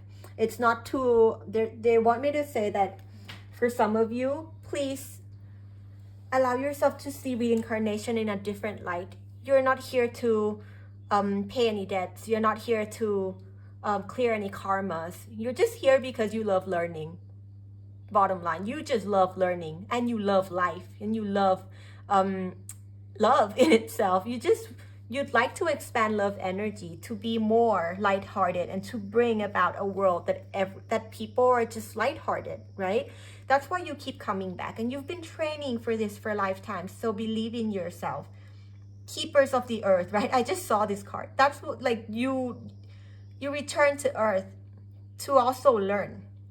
And also because you'd like to share whichever love you accumulated through lifetimes, wisdoms you've accumulated through your lifetimes, to unbound yourself and others and to share whatever you can and to pay it forward however you can here on earth, because it's almost like they're giving me a sense of, you know, when you love your school so much, you keep going back to visit your teachers, or when you love your college or any place so much, and you keep returning to like help, like some alumni keep returning to like do charity, to become guest speakers, to like, it's that sense, you know, you keep returning because you love this place so much, and you've been training for lifetimes, and the training continues.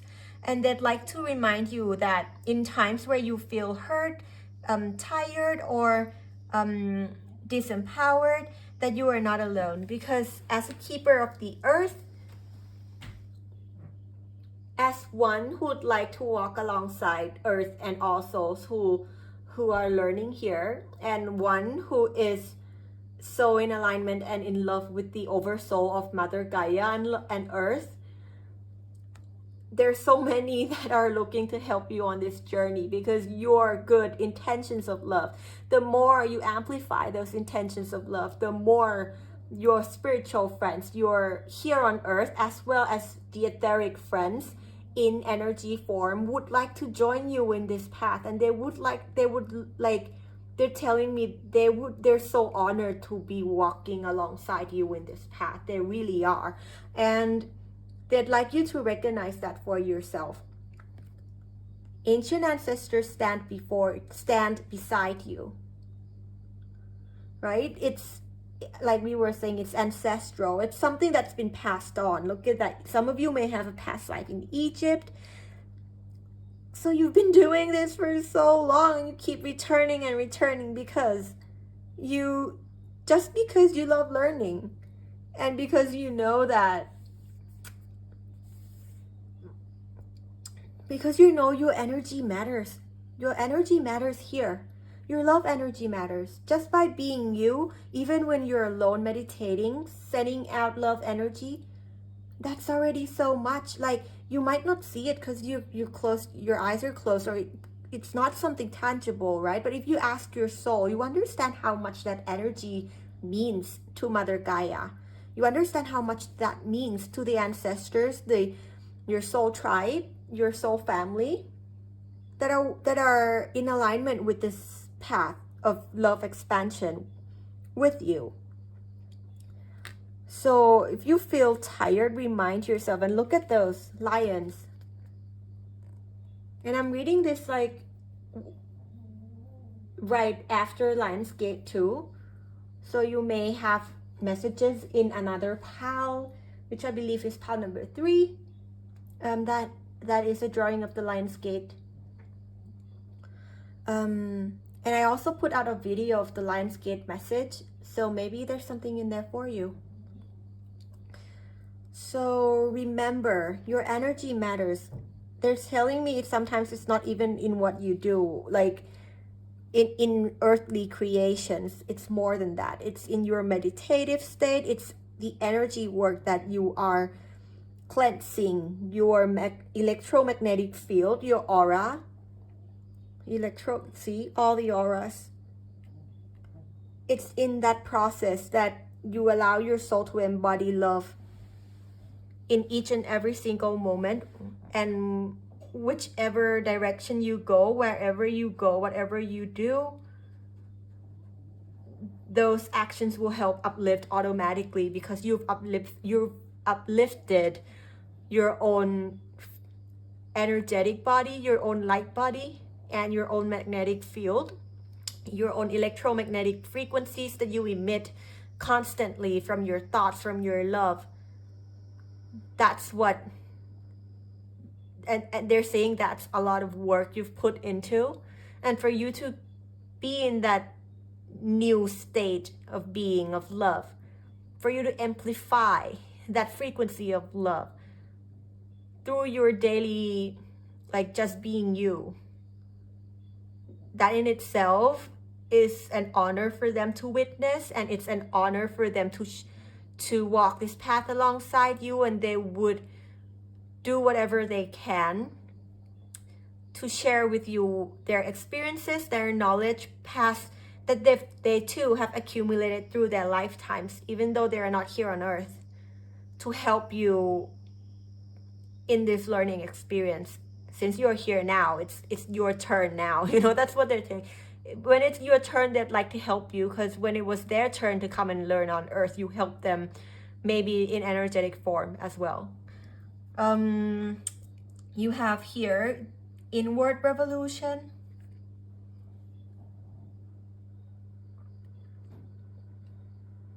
right?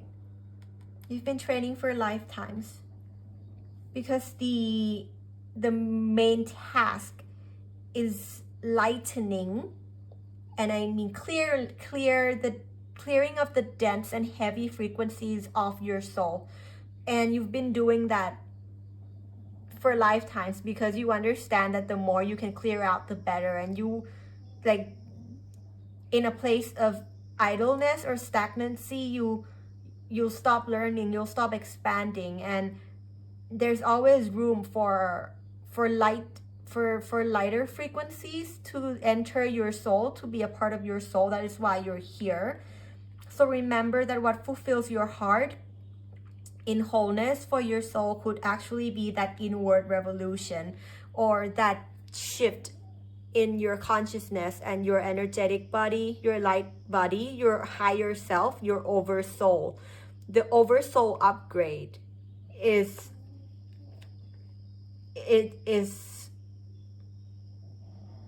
they're trying to give me a word, has been your main mission for all these times.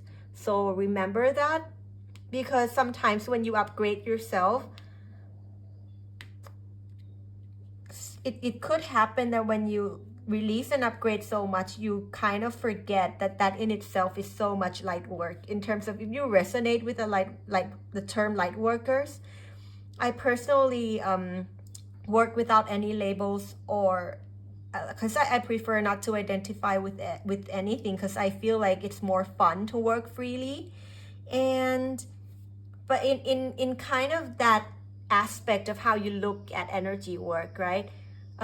Just being yourself, just upgrading your soul, that in itself is a part of your journey, a part of how you give back. So please remember that too should be something that you recognize as a fulfillment or as an accomplishment in its own for yourself. Okay, let go of this pain. Allow yourself to let go of what has already happened. Allow yourself to set yourself free of what has already happened. For some of you, this pain may have come from an experience or a remembrance of a past lifetime, something that happened in your previous lifetimes. Once you understand that point in time has passed, you're here now. And I just watched a movie, but it said, like, it's up to us whether we live in the time that is still or we live in the time that flows.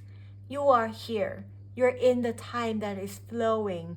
Your soul is able to flow. Allow it to flow. A part of you may remember and recognize the pain and the energy from that past life, because you're meant to extract wisdom from it. And it only emerged for you because you're ready. You're ready to extract wisdom from it, so you can allow that part of your soul energy to finally flow into this current timeline. Okay, so when you integrate your past self, and this also applies to you those of you who's just gone through a painful experience here. Sometimes we hold these pain, these emotional traumas, right, within us, whether it's things that happened in a past life, things that happened in this lifetime. When there's something that shocks our system and is traumatic, that memory could get stored in the long-term memory. And what's stored alongside that memory, which again could be distorted over time. So what is stored alongside that is an emotional state. So find that, understand, and allow yourself to kindly look and embrace that that side of you who's still hurting, okay? And see what, allow yourself to feel with that part of you. Feel it together. What are you feeling? Are you feeling sad? Are you feeling grief? Is it betrayal? Is it anger? Anything. Just let that part of you who still finds it difficult to move into this flowing time. Allow that part of you to feel it, okay? And be that nurturing mother, that nurturing feminine energy that is just there to listen and is there to embrace and is there to be a shoulder for your past self to cry on. If they needed someone to, be there for them in that time, that for any particular reason, that part of you did not have a shoulder to lean on. Now you can be that shoulder for yourself to lean on.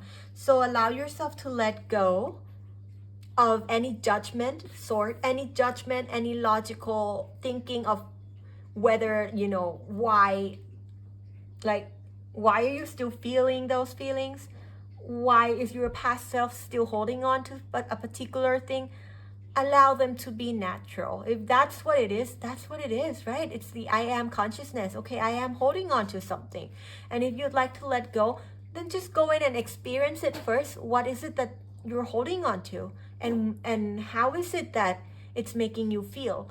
And what can you do to help that side of you let go? Okay, but they're saying just be a support system. Be a support system for yourself. And release any judgment that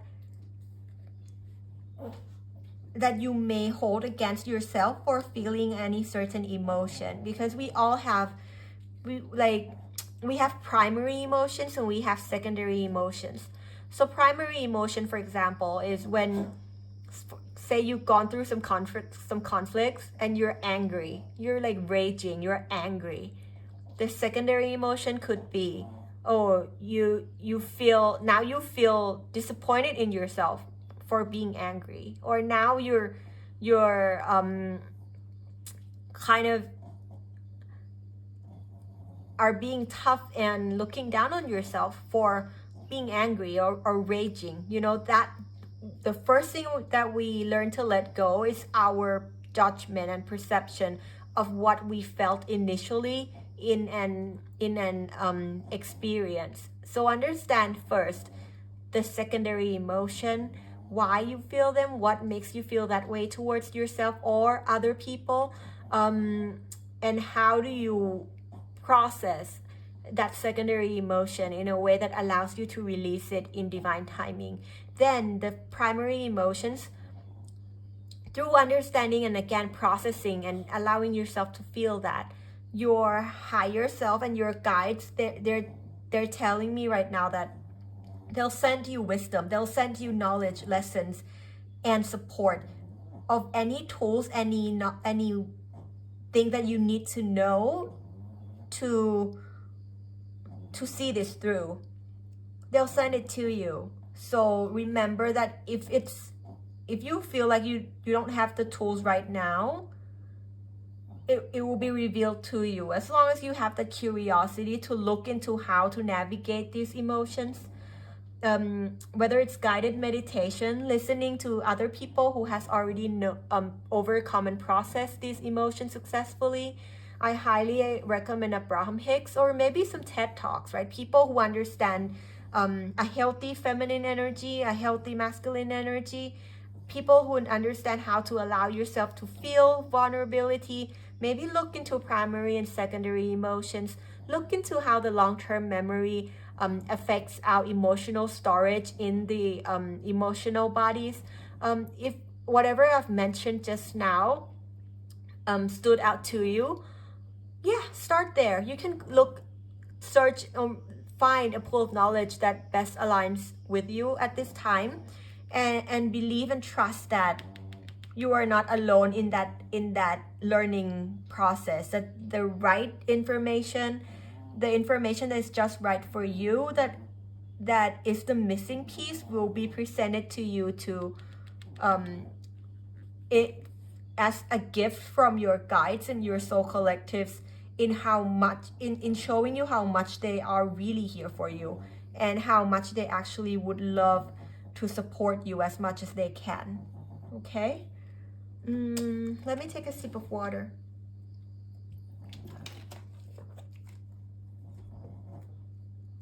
This looks like the caduceus. Doesn't it look like the symbol, the caduceus? If you're working through, and this, however you understand this concept, yeah,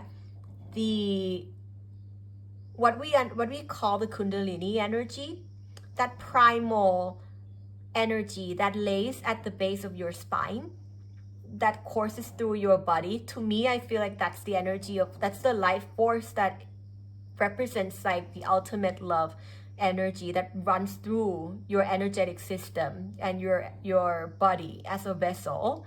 So however you understand that concept, if you are at the phase where you're learning how to emit love from your heart, to really fully allow the energy to reach your crown chakra and go beyond, so it goes up to your the soul star chakra, the energy that's outside of your physical body, the point of energy that's right on top of your head. I'm not sure how much higher, but like they're telling me you feel it. They're telling me that you already feel that energy and have understood that there's an energetic center that's right there on top of your head, past your crown chakra.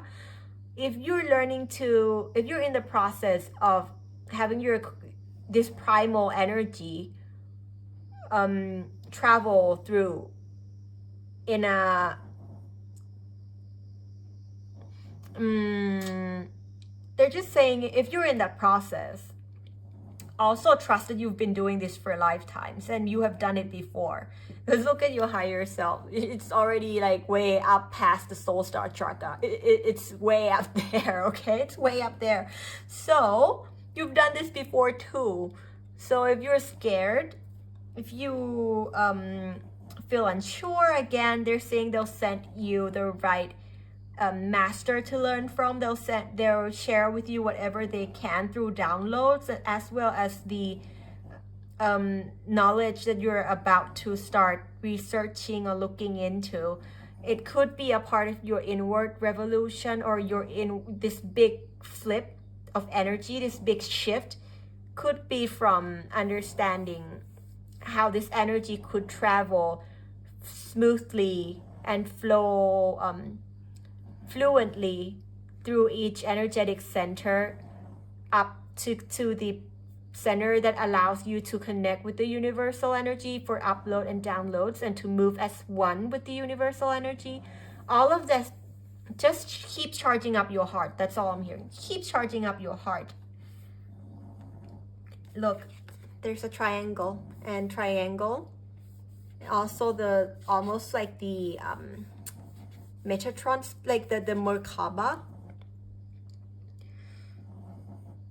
Your energetic vessel, your light body, is expanding. It aligns with the Kundalini. It's not just an awakening. This is a full-blown, a complete travel of your energy from the base of your spine beyond your crown and up to the other energetic systems. Release what's in your heart. Use that sword that you already know how to use. And the sword, look at it. It says truth. Look at the truth of everything. Release the judgment. Just accept the truth for what it is, right?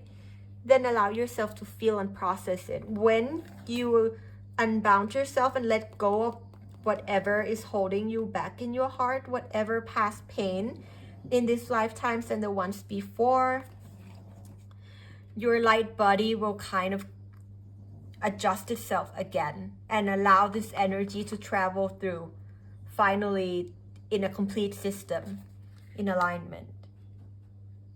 So if anything, this 10 of Swords moment that happened for you was a catalyst to your full light body integration, I'm hearing. It was pre-designed by your higher self and anyone who's involved in this experience to remind you of how capable you are. I'm hearing it reminds you of so many things. It's already taught you so many things. And it's the sword that actually activates your full potential. It's one that's going to help activate so much of your dormant capabilities, like your dormant potentials that you may not recognize. And for you to start seeing and embodying yourself as a light being, and see things in a very different perspective, in terms of what your energetic vessel can do, what your avatar self and avatar vessel here can do. They're saying one day you'll end up thanking this experience not only for the wisdom you gained, but because it awakens something within you, and it awakens a state of consciousness that has been lying dormant within you. But you've had this through many lifetimes. It's just the right divine timing that this state of being gets activated now. I'm hearing like now, through this experience. It's a wake-up call. It's awakening. It's trying to give me a word. Yeah, it's an initiation to a higher state of you. Yeah, it's an initiation for you to remember something that's already within. So thank you so much. I feel like that's it for your reading, pile number 2. And I know it's been quite a long reading. I've been trying to keep it shorter, but when they would like to relay messages and talk to you, they kind of just really take their time, and I've not been so successful in trying to make the readings short. It's just not happening. So thank you so much for being here and for understanding, and also for holding this space together. I understand how much energy it takes for us to go through these learning and receive these messages together in this way, because this kind of energetic work takes a lot of your soul's presence and your heart energy to be open to understand how to work with these gifts that they are sending our ways. So thank you so much for being here and for opening your heart to this reading and this channel. So I feel like that's it for your reading, and the universal energy would like to send you so much love, so much support and encouragement. You are at you're so close. You are at a very important time in terms of the eternal time span of what your soul is here to do and what it's been doing for over lifetimes. It's very important time for you. So I'm sending you so much love, and may you have a beautiful journey full of joy, love, and wholeness from within and all around you always. And we'll see each other again here on Project Love Sky whenever the universal energy calls for us to be here again together. So thank you very much for joining me today, and I'll see you again next time. Bye-bye.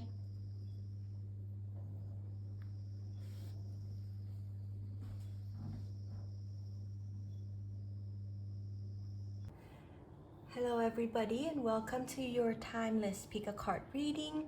And if you have picked pile number 3, this pile, you have picked this drawing of the lion going through the lionsgate portal. So for your pile, there may have been some significant vibrational shifts that happened during the past lion gate, or if you're watching at a later time, there could be important messages that comes with the lion gate energy for the one that has just passed or the one that is about to happen for you. Also, I feel like there may be some messages for you in another video that I've just put out for the, I think it's called Lionsgate Portal Energy Loving Messages for Your Journey. So maybe look into that as well. I can also include the link down in the description box for you, or somewhere if it's gonna pop up when I do editing. I'm gonna remind myself to do that for you.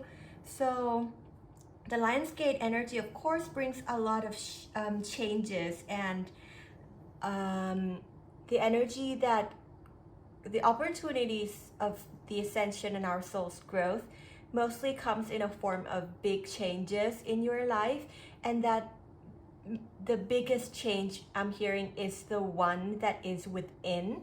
So shifts in your perspective, in your belief system, your principles, in who you are. There is also a message of being courageous, represented by the lion, which is also has to do like with, which reminds me of the strength card.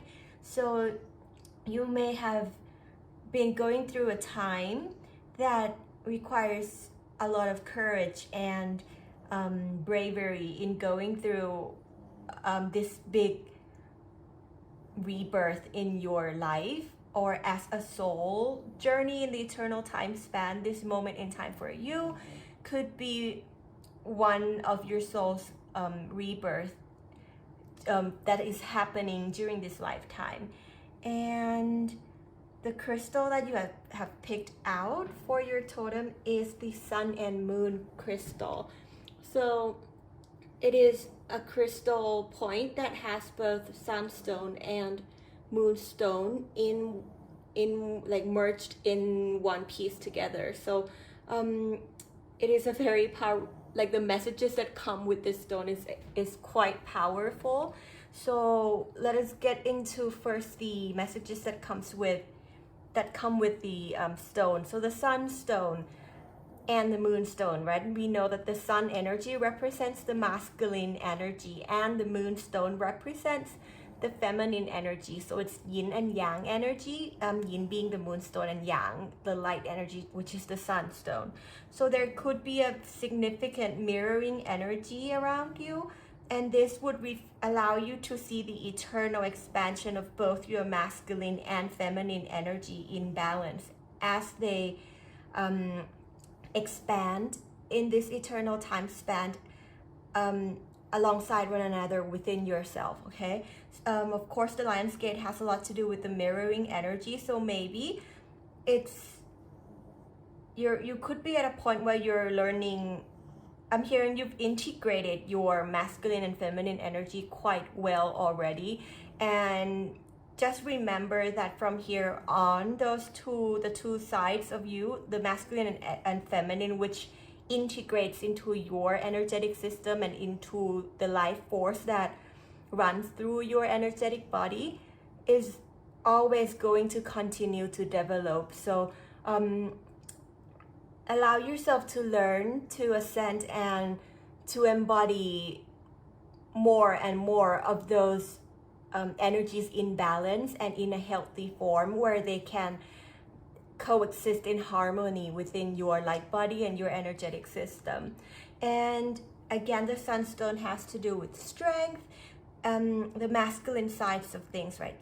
Strength, passions, your purpose, a sense of direction, leadership, and confidence in your personal power and your empowerment. So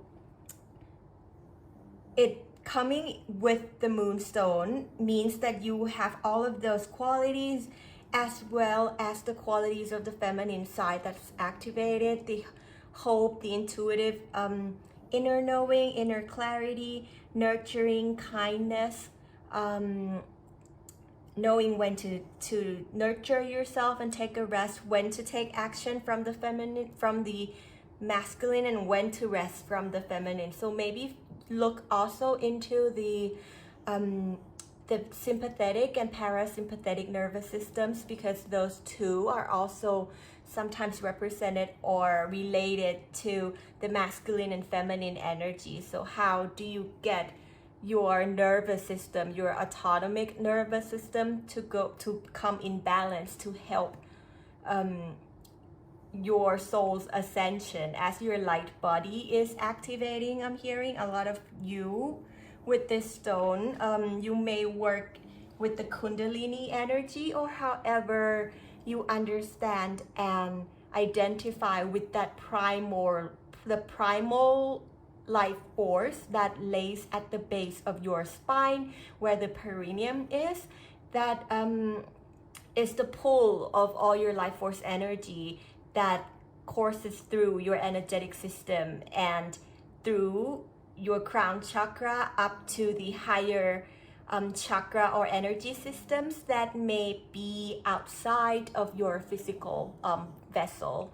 So if you are working in allowing that energy to flow, that could be why it coincides with an important time astrologically with the lionsgate, because there could be that opening of that final gate, which is the stellar gateway that's above your crown.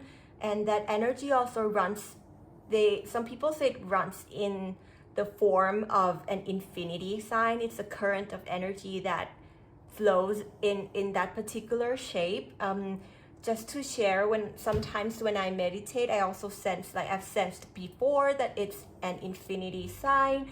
I didn't know what it was, and then I was led to looking more into different energy centers, how the yogic understandings of that energy centers that's outside of your body, and found out that it runs in that exact same shape. So you may have some inner knowing that you already know within what is going on, what is happening with the upgrade of your energy and your physical vessel, as well as your soul, which is the light body or the light vessel that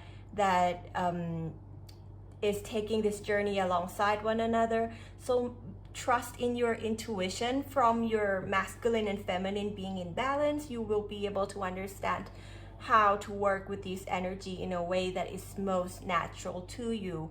And with this crystal, the energy centers, it's very interesting that they picked this stone, and that's why I kind of was called to, I felt like it has a lot to do with your life force coursing through all of your energy system and up and through, because the sunstone is related to the solar plexus, the sacral, and the root, which is the 3 lower chakra systems.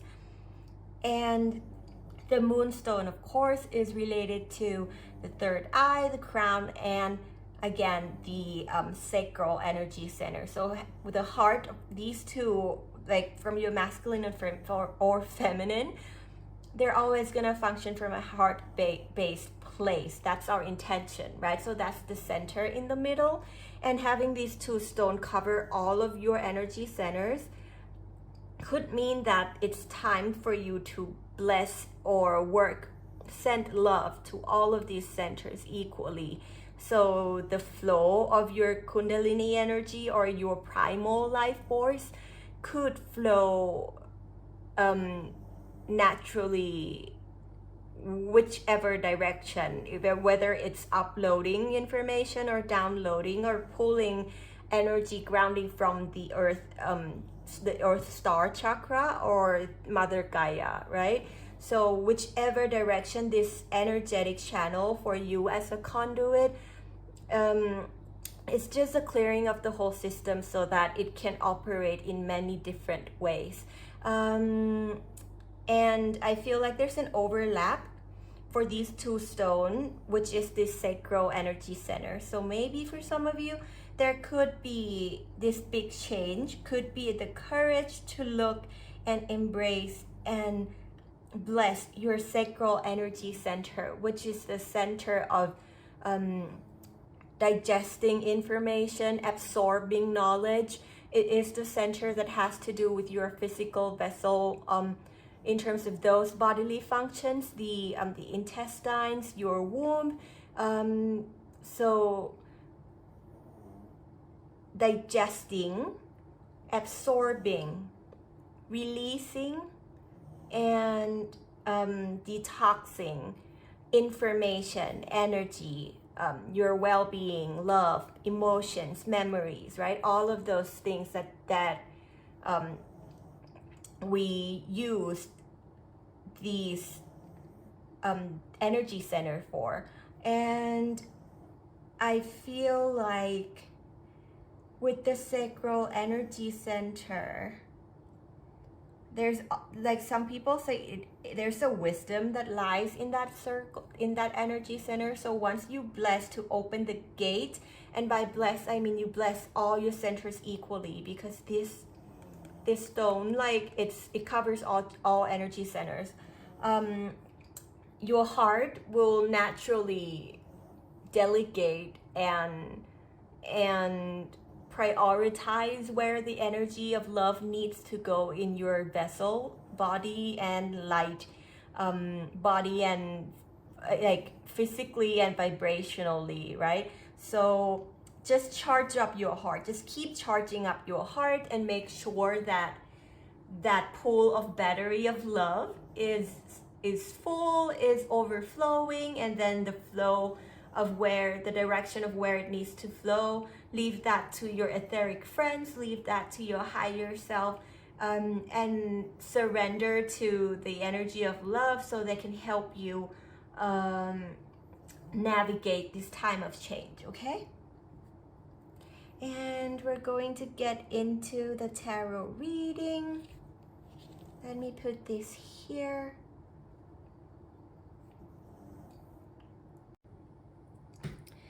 So let me put this in where you can still see them. And you know what? I'm gonna put it here next to the little lion. And with your pal, they also wanted me to say, if you are interested or feel that you're being called to look at the meanings of the sunstone and the moonstone, or how these two types of crystals work together, I would encourage you to do so, because anything that comes from your own energetic channel and connection with the universal energy is always going to be the best, because they'll send the piece of information that is just right for you, and it's the best. It's even better than anything I could give you through my channel today. Okay, and let's get into the tarot reading.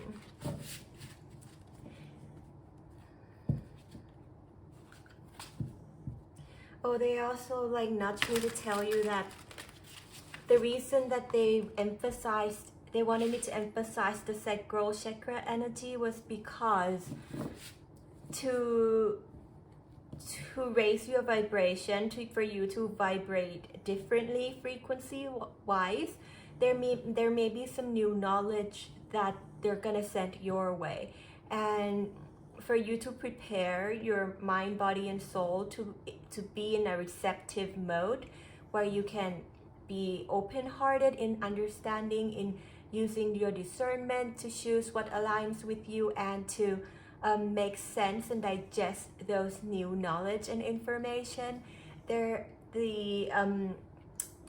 Sending love to your sacral chakra would help you in preparation of what you're about to discover, and the wisdom that comes for you. It could be in a form of direct downloads or through any other modes of communication, but it's going to be something that might challenge your old self, your past programs, and they'd like you to prepare to look at that information with courage.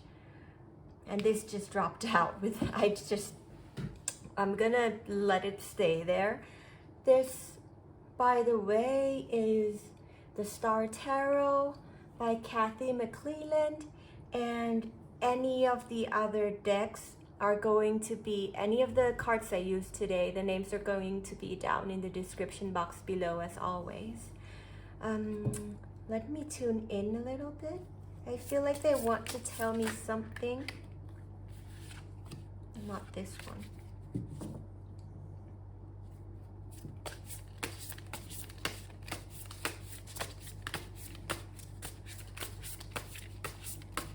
Some of you may want to look into light body activations or rainbow body, from whichever aspect or pool of wisdom that you feel you are ready to understand and look at, and see what's there for you in terms of what feels right for you at this time in your learning journey.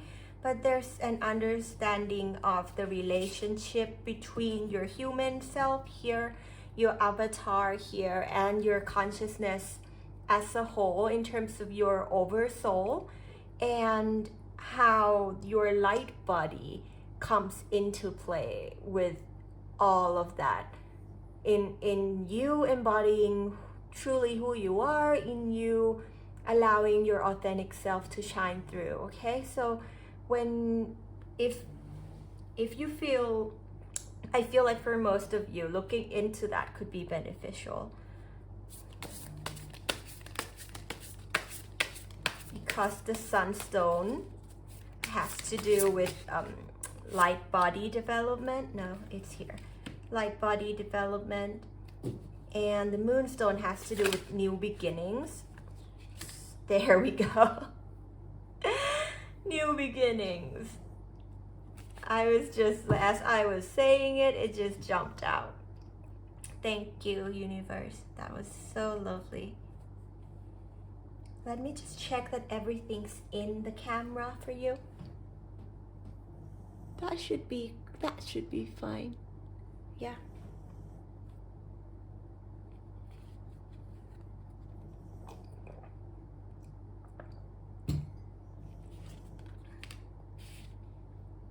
See? That you have a queen and a king. The balance between your feminine and masculine energy. The moon. Again, the balance.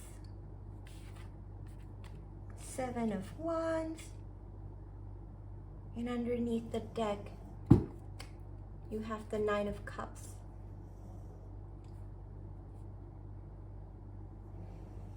So this entire chapter, learning lessons and frequencies that you have been going through, the bigger picture of it all, of what this phase of experiences is bringing for you, once you understand and complete the lessons. Because I can't say it's going to, like, it also depends on your own divine timing and your free will in what you would embody and learn in your principles. It is a self-consecrated process, okay? So the bigger picture, the goal is that new beginning. And I'm hearing the new beginning, it's not, of course it will reflect the mirror energy, it will reflect in your physical experiences, in your daily lives. But this entire rebirth energy and this leap of faith is one that you have to make at a soul level, because in your, maybe through learning through lifetimes and lifetimes, this could be the opportunity of, not a lifetime, but an opportunity of, like, through many different lifetimes that you have accumulated till now. So how you'd like to embody love, how you'd like to show and live in love, how you're going to shape your principles of what your feminine side, your feminine energy is for, what your masculine energy is for, those two working together in balance into something new, what that is for. So once you have a strong principle, these elements will just kind of function in a completely different way. They're giving me this image. I don't know if you've seen The Last Airbender, but the time where Zuko and Aang went to see the Sun Warrior Master, and the dragons kind of just showed them this tunnel of flame energy, life force that was all around them in rainbow colors, in many different colors that they didn't even know existed. That's what this is about, okay? Some of you may have received downloads or experiences where the universe has depicted and showed you what that energy felt like. It's a shift in perspective of understanding the foundation of your life force. And once you recognize the beauty in that energy, remind yourself that image or that download, whether it's through your dreams, in meditations, in any other experiences, what they have given you is a direct connection to that eternal love energy that you have been wanting to embody. And they're saying, let yourself take a leap of faith and be a student again, because by them showing you, they're showing you the outcome, right? The state of being that you'd like to be in.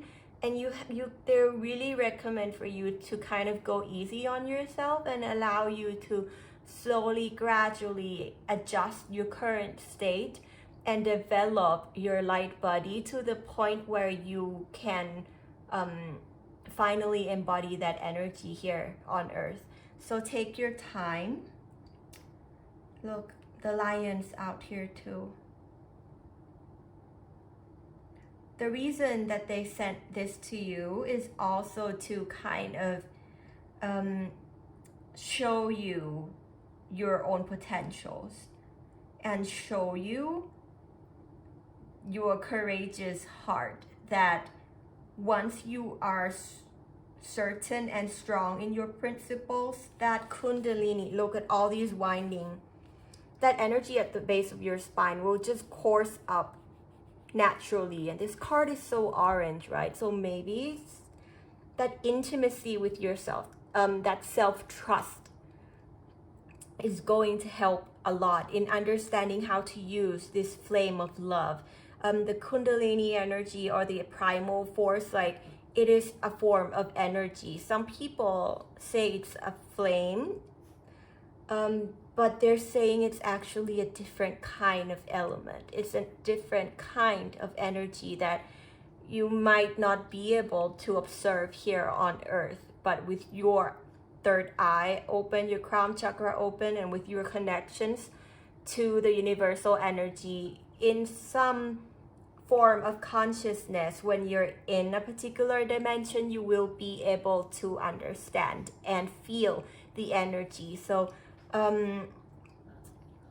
once you regain that self-trust, self-worth, and valuing yourself, you will be able to see how this energy is going to course through your heart and up to the the star chakra, and above and beyond, right? So red cloak, your root energy center, root chakra, which is the center of survival. Once you're able to embrace and wear it like a cloak of wisdom, wear it, like, accept that survival side of you, all the emotional states and your states of being that could cycle through these survival modes. Once you understand that it serves a purpose in your soul's entire ascension, you will proudly wear it as a cloak of wisdom. You wear all of your energy centers as a cloak of wisdom, including your survival instincts and the root energy centers. This could mean like the entire lower three energy centers. Embrace them. Understand that you're worthy of receiving and having joyful experiences here. Understand that you're worthy of having intimate, loving,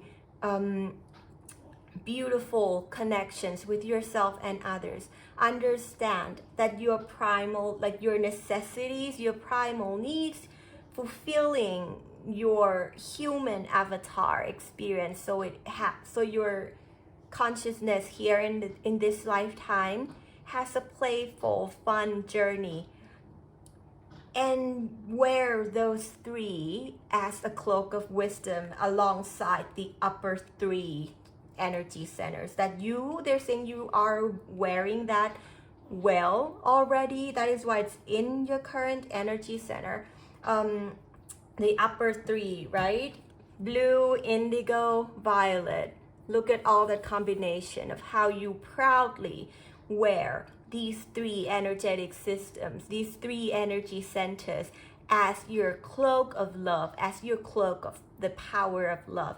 Now you've got to know how to wear the lower three as well, because you may not see that by wearing this cloak, the last cup of inner fulfillment, you'll finally recognize it, that for you to be all of you and all that you are, you have to wear a cloak of rainbow. You have to, like, they're saying it's a self-consecrated process where you, they're trying to give me a word, where you allow yourself to, the word is just stuck in my head. Just let me kind of like, it will come to me. It will come to me if it's meant to.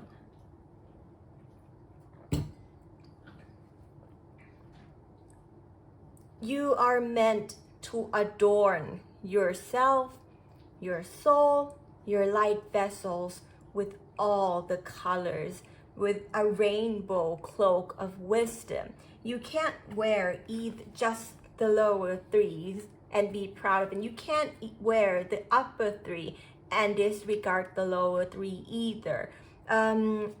So there is a balance. You as a masculine energy now who is strong enough to look at this they're saying you can make that change, because swords are all about logical thinking and decision making. So there may be some past programs, some logical thinking that is going to shift here. When you allow yourself to play and look at the hummingbirds, to play and to just fly with all the colors, and they're giving me like, you can own the earth until you own is earth. No, you can own the earth and still all you own is earth until you can paint with all the colors of the wind. And for you Disney fans, you know where that is from. And if you don't, that is from The Color of the Wind, The Colors of the Wind by Pocahontas. So maybe listen to that song, or maybe look into the ancient knowledge of the native Indians. There may be something there for you, okay? I'm hearing the Cherokee. I don't know who else, but they keep putting their name in my head, and I've never even dived much into that aspect before, so I will also look into that. Since I always learn alongside all of you when I connect and do these readings for you. So I'm gonna remind myself to look into that as well. But once you allow your masculine energy to play, you will be able to understand why in the past you were wearing only the blue, the violet, the indigos, and you didn't want to wear this. While when you can be to balance your masculine, this you kinda will learn how to integrate this into your cloak of light, into your light body vessels, okay, into your light body. That's what the light body activation is as well. And by the Kundalini energy coursing up, the energy at the base of your spine coursing up will be automatic once you proudly and lovingly accept this side of the human experience. You may have been someone who reincarnated or entered the Earth Academy with a very strong love and understanding of the upper three chakras. Some of us come to Earth to learn how to embrace the lower three chakras. Some of us come in here to learn how to connect and embrace the upper three chakras. For your pal, you could be very intuitive, very spiritual, very loving and kind, very like, you know, all that entails like to universal connection. But you're here to learn how to embrace the lower three chakras so you can have a full system in full operation. So your soul can operate at its optimal capacity, okay? Maybe look into that concept as well. You know, why some people, like, whether they're just saying look into yourself. They're telling me, you know, just look into your logical thinking. Allow yourself to feel like, what is it that I have against the pleasures of the worldly matters? What is it that I have against the joy, being in joy? And do I feel like that's like sacrificing something in me? Or what is it within that could, and where is it that you can grow, so that you can allow yourself to fully embrace the human experience, your soul's ascension, and this journey here on planet Earth as a human vessel that has 7 energy centers that are meant to be loved, all of them equally, okay? In the past, I feel like you this entire roadmap of your curriculum has been gifted to you because you manifested that holy grail, that inner love in your heart. Maybe look into the messages of what the holy grail stands for, from outside of just the religious context, or let's say any video that you are called to look at and click. That would be the one that's just right for you. But maybe look into that, what the holy grail means, the church, like how people used to work with the symbolism and the metaphor of what a holy grail is, and decipher it like you're in Da Vinci Code, okay? They're emphasizing like decipher it. But by the time you're here, I feel like you already know that a lot of the wisdoms of the world are meant to be taken metaphorically, or in a way that you could only be understood by you, okay? Look into that, because you might have been manifesting that. How do you have a fulfillment, a sacred heart, a sacred love, sacred life force of love, and embody that within yourself and also outside of yourself? And look at these, I just saw. Oh my god, I'm so shocked because I did a reading in Thai and this happened. I didn't think it was gonna happen for this pal as well, but I'm so grateful that the moon, the sun, the moon, the sun. And look at this sun and moon stone. The moon again. There's the cyclical learning and correlation between your masculine and feminine side is an eternal lesson and an eternal opportunity of expansion. I feel like you've already understood how pivotal and how important that those two elements have been in your spiritual growth, in your inner growth journey. So they'd like to remind you that's the cyclical learning. You will keep adding to your feminine, masculine, feminine, masculine, feminine, masculine, as your light body is able to activate and embody more of those energy. Naturally those energy will expand as you grow as well. So but you have 3 moons framing it, all the foundations, the masculine.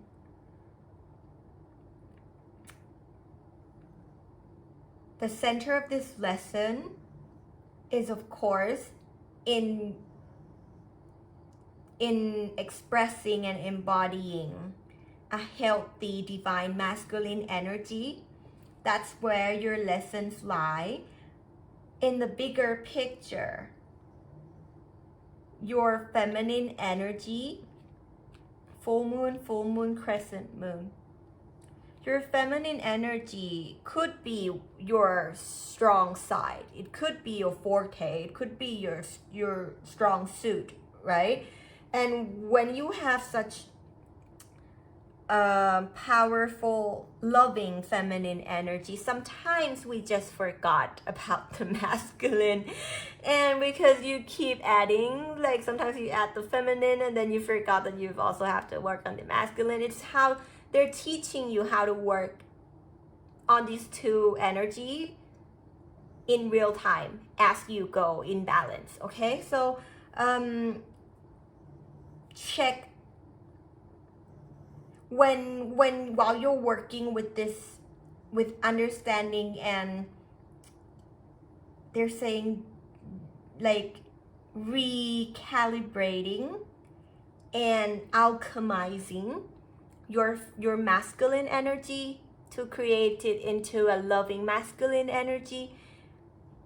Use your strength, use your feminine side that you've built through this time. It's for a reason, because that strength is going to help you understand and nurture and keep your masculine energy, or nurture your own masculine energy in a way that is sweet, loving, kind, still is passionate, purposeful, direct. It knows direction, it understands leadership. So if in the past you found yourself working through a lot of feminine energy, moon, if in the past the universe has been teaching you a lot of lessons of the feminine energies, because you will be able to use that to forgive, to love, to embrace, to understand the masculine energy. Once you do that for yourself, you will be able to understand the masculine energies of this world and see through the illusions and the state of what it's in, and understand the full potential of what a loving masculine energy could bring for this world, despite whatever is going on. They're saying you have a deeper understanding of the collective energetic development and growth journey. So in the masculine energy has been developing in such a beautiful way, and that's because you are going to be the one to help the masculine within yourself first, and then the masculines outside of yourself to fully blossom into their full potentials. Okay, the mindset that could help you from here on: have that strength, the pillar of understanding cyclical change. Have that be one of your principles. Have that be something that's ingrained into your understanding of your eternal expansion. The integrations of polarity, the integrations of, and by polarity I mean like yin and yang, masculine, feminine, anything that's of two polarized cores, right? Because they're saying once the path to ascension, the path to uplifting all our experiences as a collective and personally for yourself as well, is when those two pillars are integrated, the path, the middle path opens in right in the center for all of us. And I'm hearing a lot of you here. The reason that I'm getting messages of the collective energy is because you understand how your light body, how your electromagnetic fields and the frequencies that you emit, you understand how that affects the timelines, the realities, and the possibilities of this world, and what it means in terms of shifting yourself first. It's always just shifting ourselves to a loving, the path of the best possible outcome, the path of love and harmony. Okay, so you understand how you as an avatar here contributes to the ascension of the collective and the earthly experiences and how things unfold around you in this material world. Again, once you integrate the path, also look at that winding. The Kundalini energy is believed to, some people say it looks like a winding serpent. I personally see it as a dragon, you know, whatever you look at it as, but it's that coursing, intertwining energy. The middle path is once these energies are integrated, they're saying when these two energies interplay in harmony, it creates a different energy, just like the last airbender. It becomes a different energy. It's not fire, it's not water, it's not air, it's not earth, it's something else. It could be, they're saying, you might know it as ether, you might know it as some kind of electromagnetic wave. The most simple term that you know it as is love energy, okay?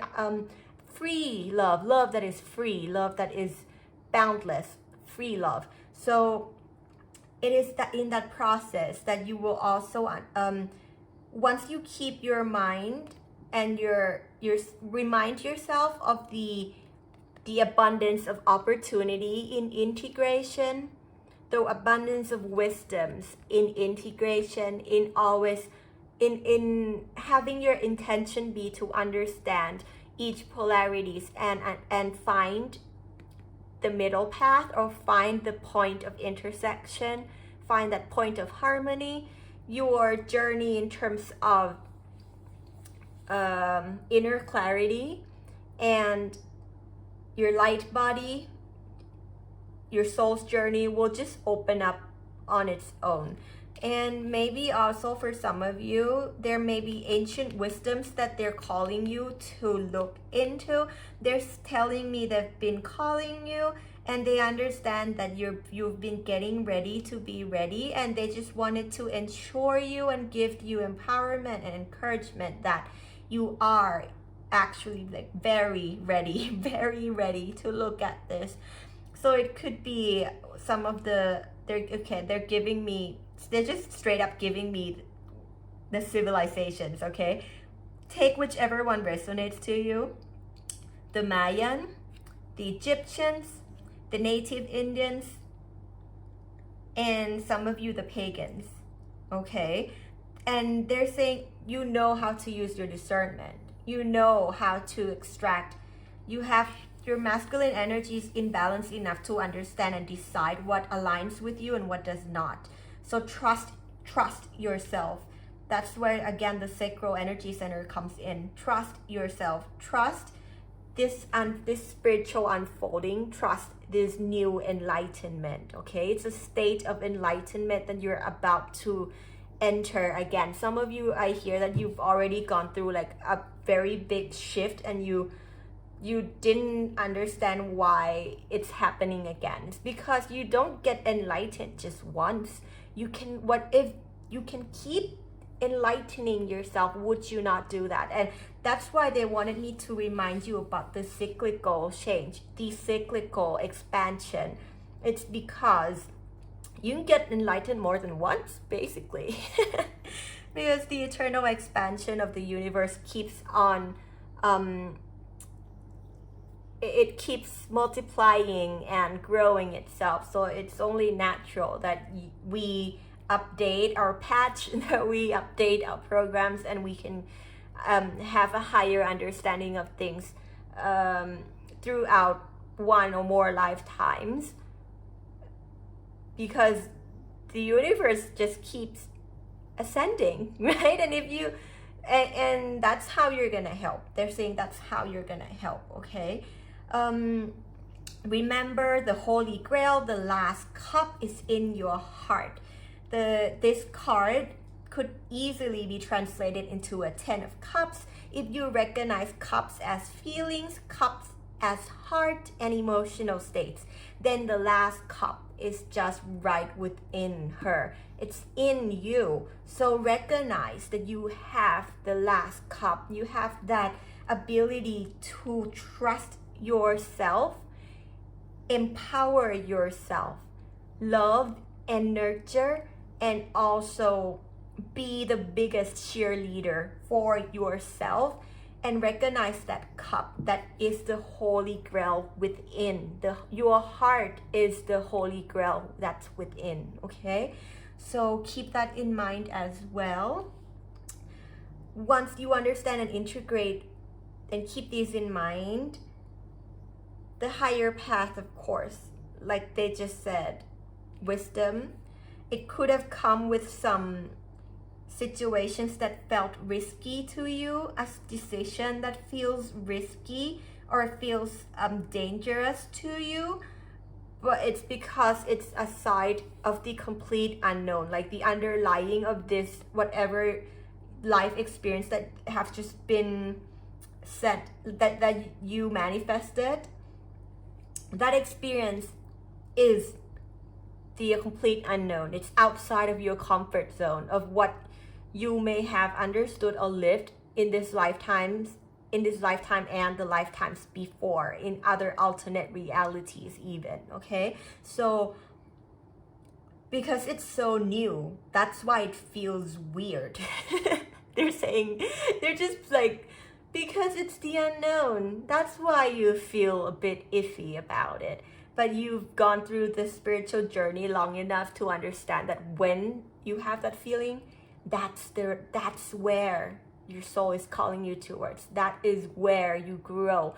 The unknown is where your growth lies. And like Dr. Joe Dispenza said, on the other side of fear is freedom. So allow yourself to free yourself from this old comfort zone, or a dimension of life, and that dimension of experiences of how you're vibrating in this frequency here in this reality, and allow yourself to uplift to a higher frequency of love, to a higher state of being.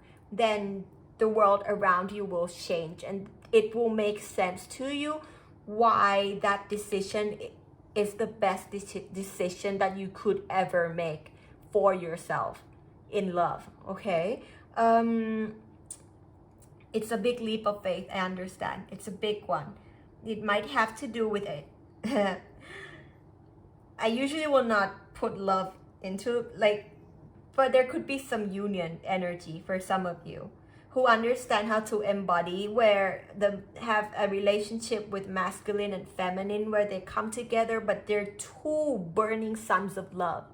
They're full in their heart, they're full in their soul. Some people call it a twin flame journey. Some people call it a soulmate. I personally like to refer to these kind of relationships or connections as your divine counterparts, okay? And for some of us, maybe for you, this pal specifically, if you resonate with the light worker, or you understand anything from the aspects of looking at things from a light worker, and of course for me, I don't take up any labels. I just like learning from everything.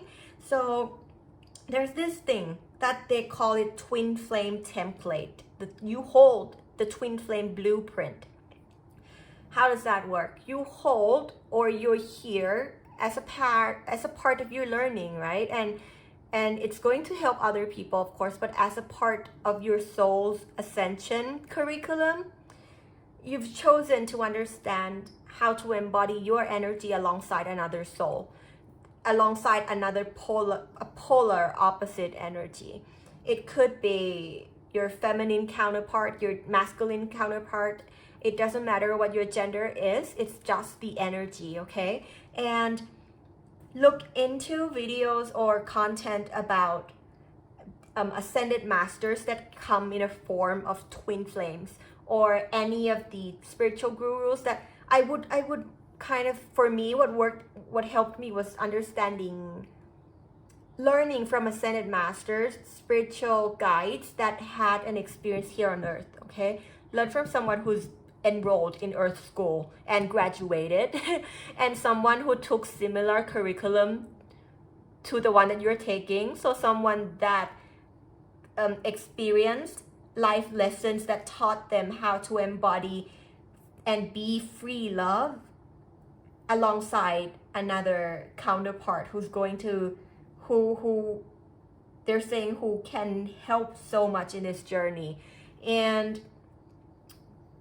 how do you embody your own energy with this other person who's going to be your teacher in this lifetime, and you theirs, right? You are also their teacher.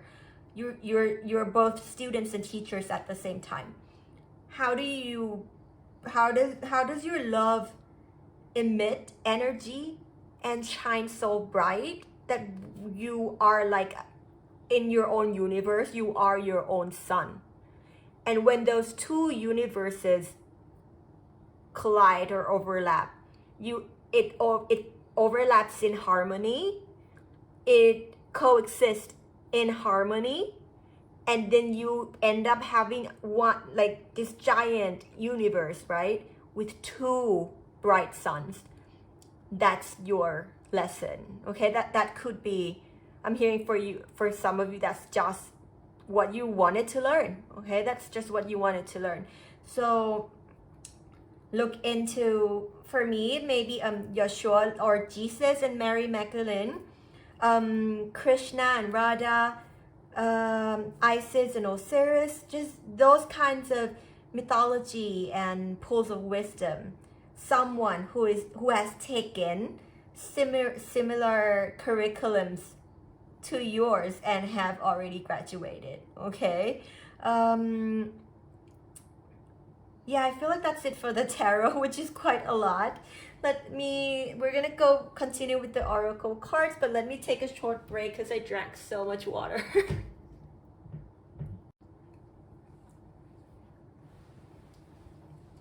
Okay, while I was taking the break, they also told me some other messages that for some of you, if you feel like the twin flame, you have some kind of resistance towards the understanding of why you need another person in your journey. Of course you don't, right? You don't. You are your own universe. But for some reason, your oversoul and the other person's or your counterpart's oversoul happens to have very similar goals or similar, I don't want to call missions, but similar learning curriculum that somehow, say if you're in a university and you get people from two different faculties to do a joint project because the goal aligns and they both want to learn, but from a very different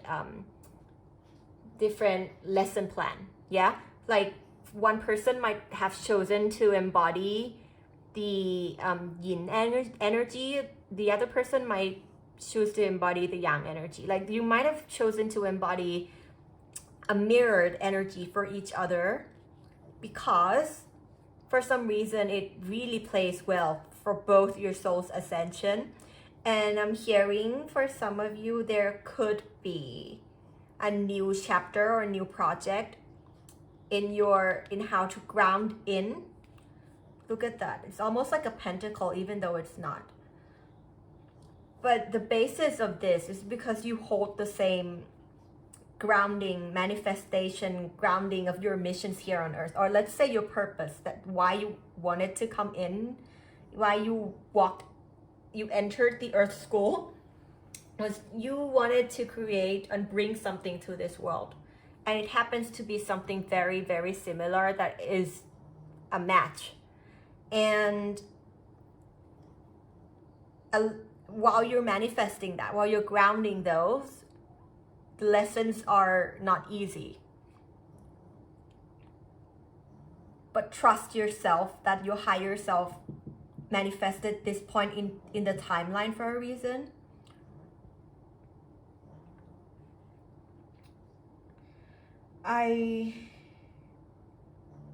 My solar plexus just kind of,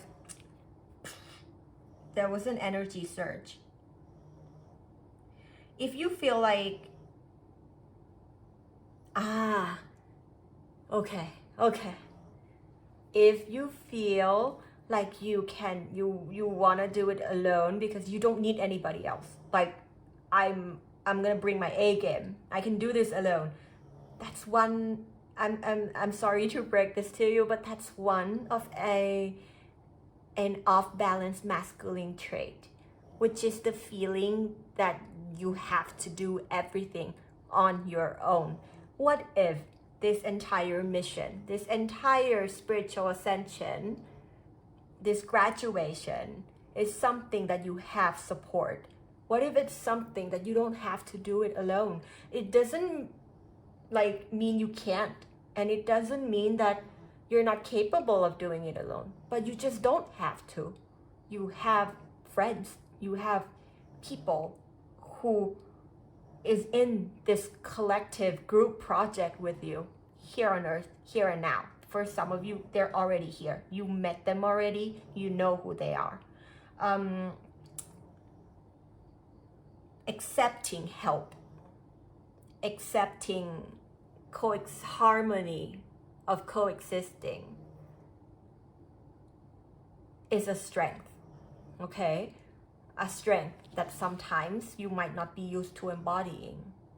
That could be something that you're about to release from your old programs to understand why maybe it could be like your higher self already knows that it's more fun, it's more joyful, it's more like wacky and weird and exciting to have friends, counterparts, or someone who's learning something like you're learning, or something entirely different, but somehow you uplift each other, okay? So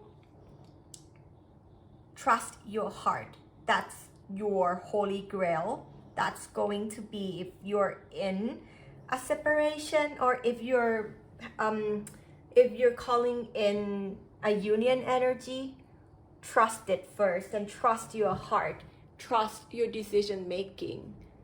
When your soul sends you the final decision, hear it, trust it, and go for it, okay?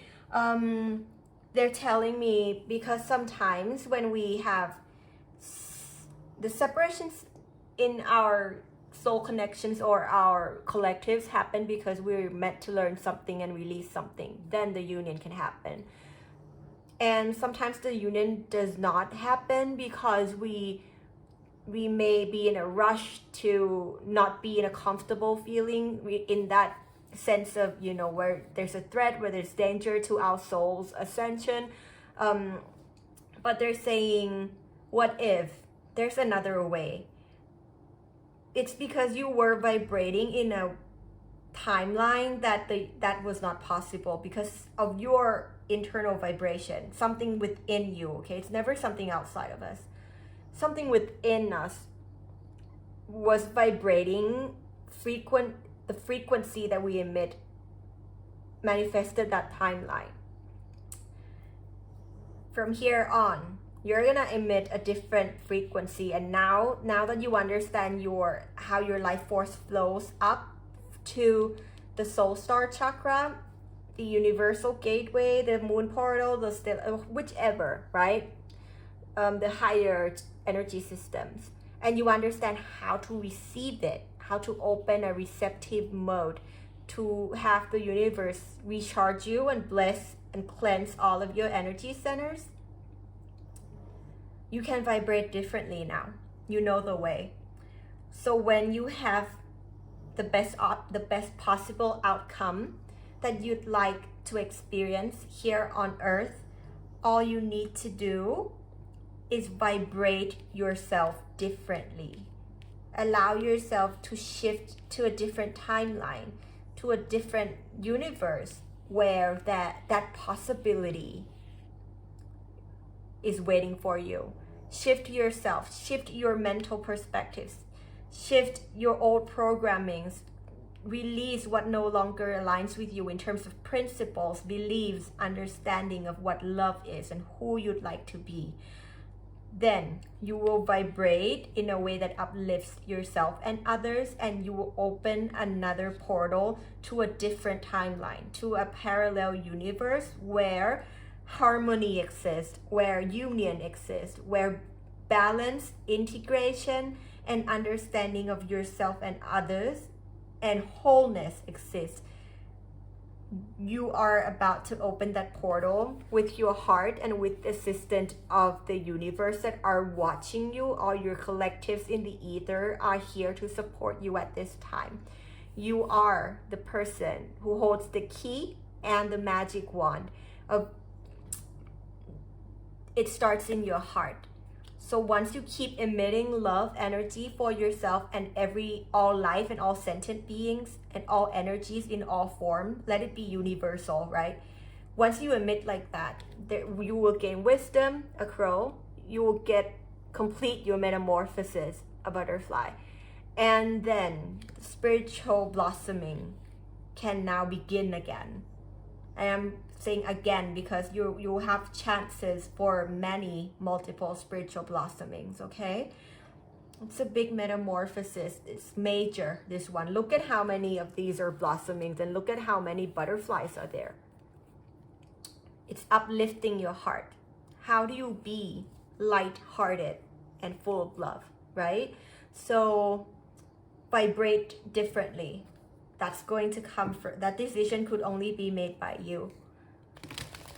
Think differently, see through the eye of source, understand things differently, and you'll open up a portal of possibilities to unlimited potentials where the best possible outcome, harmony, wholeness, and love is just there. It's there for you, okay? You just need to vibrate yourself there. This is the Star Seed Oracle because I felt like your pal's very galactic. Very galactic. Very, very connect to the universal energy. And you could have a lot of friends in the stars. You have a lot of friends in the Star Collective as well. And you know that you've been to many places. Let me take out these two so we can see the bigger picture. This is the Oracle of the Hidden Worlds, just to see how you could vibrate to that new timeline. Not how, but what awaits you there, or maybe anything that could help us understand how to vibrate differently so that we can enter the new earth, or some people call it the new earth, but to me it's like the earth is new every day because you end up in different timelines and frequencies every day, every minute and second of your time. You're shifting constantly. So how do we dance with time? I'm not gonna take that, and we'll see the bottom of the deck later.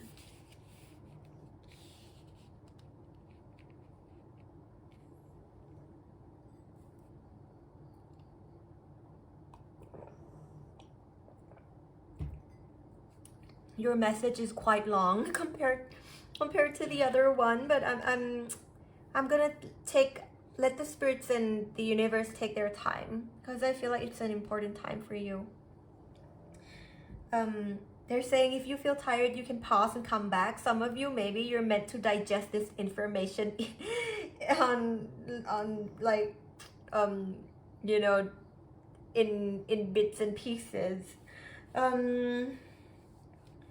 Earth pulsing, pulse of Mother Earth, slow down, time in nature, right? That pulsing. Feel the frequency of that new reality, that new earth, that new earthly experience that you'd like to manifest, that new state of being here on earth, that new you. Feel the frequency, feel the pulse, and then align yourself to it. Allow yourself to resonate in harmony with it. Harmonize your energy to that of that new reality, to that of the earthly experience you'd like your soul to enroll in that new class. Okay, let's just say you're in a transition where you completed, say, a bachelor degree, and now you're gonna find a new master's degree. What do you want to learn? Where do you want to go? How would you like to grow, right? Look at that best possible outcome and envision a world where you're whole, where you will feel whole, the experiences that brings wholeness. And of course, under the umbrella of wholeness is love, freedom, joy, abundance, right? I feel like you may have learned all those minor courses and those classes already, and now you're kind of entering a new degree, which allows you how to understand the bigger concept that will also teach you those, like you'll use what you've learned in those those minor like courses and your classes in this new department or new faculty of wholeness as well. So maybe you have been learning, let's say you might have graduated at some kind of, or mastered something, and you're about to get another mastery. Okay, so in this time of transition, allow yourself to rest and receive a lot of energy from the universe and from the Earth Star Chakra, or from Gaia herself. If you feel rushed to kind of like start a new chapter, they say just slow down and allow yourself to take time in nature, which means to really just be and absorb the well-being and the beauty around you. Allow yourself to celebrate as if you've graduated a bachelor degree. You don't just jump and start a master's degree tomorrow. You know, you celebrate your graduation. You celebrate how far you've come, all your achievements. You enjoy that time with the people who helped you along the way. You like throw a party for yourself, you know, before you could like even like kind of like, yeah, I might want to like further my studies, right? I might want to enroll in higher studies now, you know. So take the time for yourself to recharge. Then it will be clear to you how and when you're going to take this new leap of faith. If it's already a part of your soul's will before you came here, it's always going to be yours, and it will happen in divine timing. So take some time. Pulse of the Mother. This says Pulse of the Mother. This says the Mother awakens. Compassion, nurture, and guidance.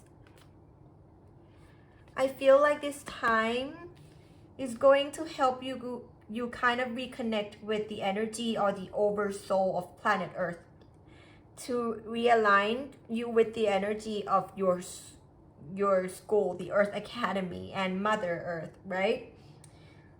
Once you allow yourself to connect, the energy comes, of course, from our friends in the ether as well, but it also comes from the life force here. the foundation of your learning, your school, right? It comes from Mother Earth, just like Casita in what's the name? In Kanto, right? The house has its own energy. This school has its own energy. So once you allow yourself to connect to it, that again will strengthen your connection with yourself, your heart, and the divine. You are the rainbow bridge, right? You are the vessel here who is the bridge between earth and yourself, like Mother Earth, nature, yourself, your human experience, and your soul and your light bodies and the spirits. So when you're that bridge, help would like to come from all sides, including from earth up and universe down. So if you're in a meditative state, or if you're working, just recognize and remember that the healing, the love, the recharge can come both ways. It depends for you which energy is best at that time. You just let go of control and surrender to that energy and allow them to heal you, to support you, to recharge you, and just learn how to receive whichever energy is being shared with your energetic system out of love. Okay, once you reconnect again, the mother awakens. I feel like it's time where your feminine energy will, like, it's been very strong, but it's going to be super important in this union within yourself and union around you.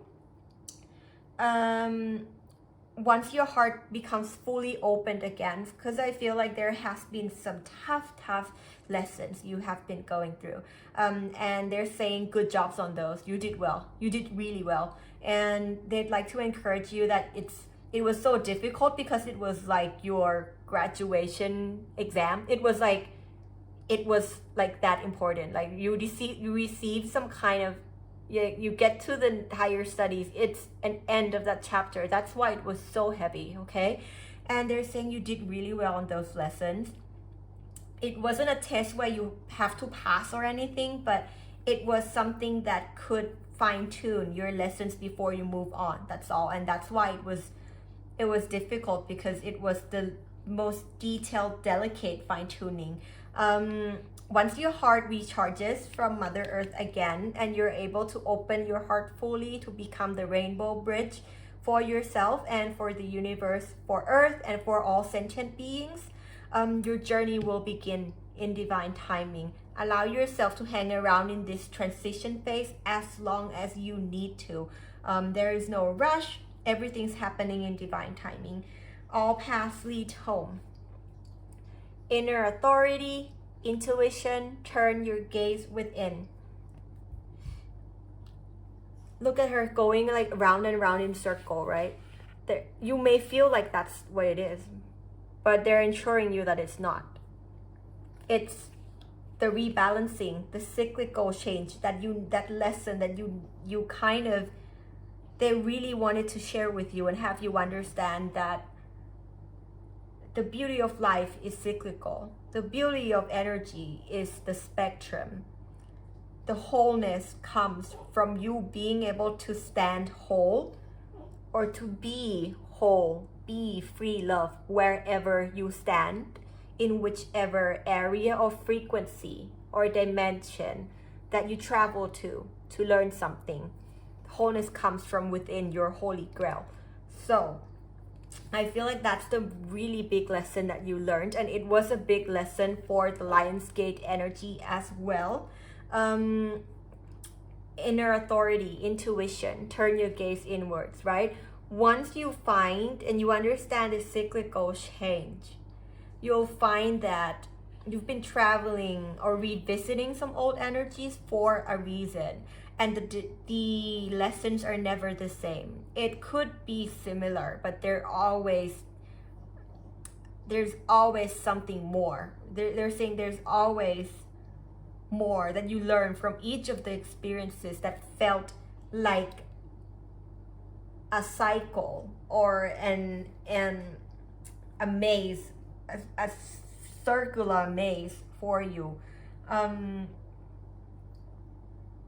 It Your higher self, like if you turn your gaze within, you'll understand that each of the revisits, each of the experience served its own purpose and brought yourself different pieces of wisdom that you like, that was all very important to where you're about to go and who you are now. That if it didn't happen repeatedly, or if it did not occur in a cyclical motion, you may have, like, there was some wisdom that really needed to be acquired through repetition. Like sometimes they say, like Dr. Joe Dispenza said, how many times do we have to forget for us to remember, right? And because it's cyclical, it's the practice through repetition.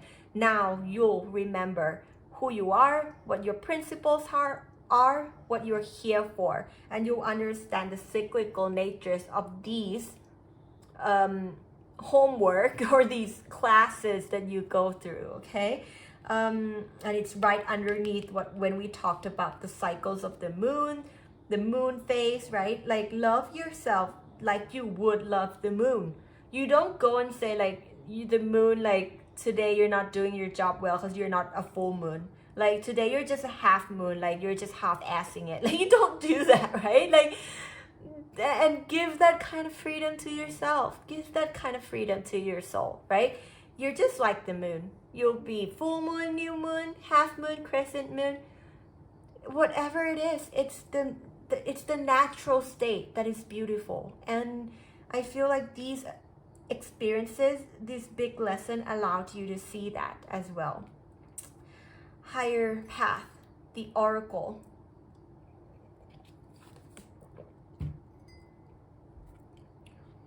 Sacred living, spirit speaking, intervention. Again, she's wearing the red cloak. It's really important to embrace your lower three energy centers and your survival states as well. Embrace those too. They serve a purpose.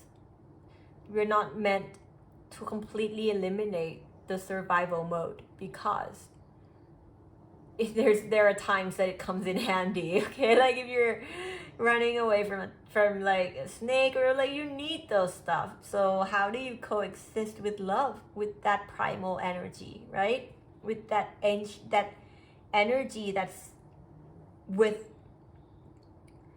came as a part of the evolution of the humankind.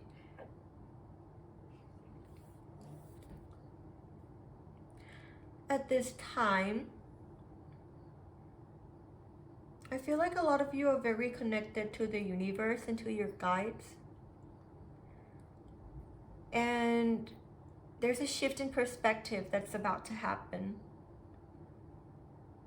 You could live in a more magical way, I'm hearing. Have you fully embraced the magic of life and the magic that is you, that comes from love? Sacred living. Have you seen the sacredness of yourself and allow you to embody that every day in your life? Sometimes when like your gifts are different from the ways that the world is operating as the norm, only you can see this, like the sacredness and the recognition has to come from you. Have you allowed yourself to fully, like, it's that last cup again. See the value in yourself, in the energy that you emit, even when you're on your own and just giving energy, transmuting, gifting energy to Mother Earth or to the universe to recycle and cleanse. Those work is something that only you know. But and only you can know the true value in it. Like, give credit to yourself even when you're doing the energy work in meditation and you're not creating or putting something out. There's self-recognition that's coming online. There's Be proud in who you are. Be proud in your energy, in your soul, and how it's helping the universe, because there's a sense of leadership and self recognition that's going to help you take this new leap of faith. Sacred living, spirit speaking, intervention. Live in the way where you know, like with all that you know up until now, who are you today? Because that's going to be the foundation of how you take the leap. Activate your full power. Embrace your full magic. And consecrate yourself as a sacred soul, sacred vessel here on earth, as so many has done for themselves. Many ascended masters had to consecrate and kind of know the sacredness in themselves, because nobody else was going to tell them. Nobody else can. You wear the cloak of light, you like the cloak of all the spectrums, and initiate yourself. This new masters, this new higher studies is one that you only enroll not from any interviews, not from any college, seminars or like talking. No one's going to like say you're qualified. This is a self entrance exam. It's a self acceptance exam, and only you can enroll in this once you accept that you're worthy enough in enrolling in it, and that your soul is sacred enough to take on this new lessons, this new phase of expansion. Okay. Intervention. They just like to remind that everything that happened, no matter how heavy the frequency you had to travel to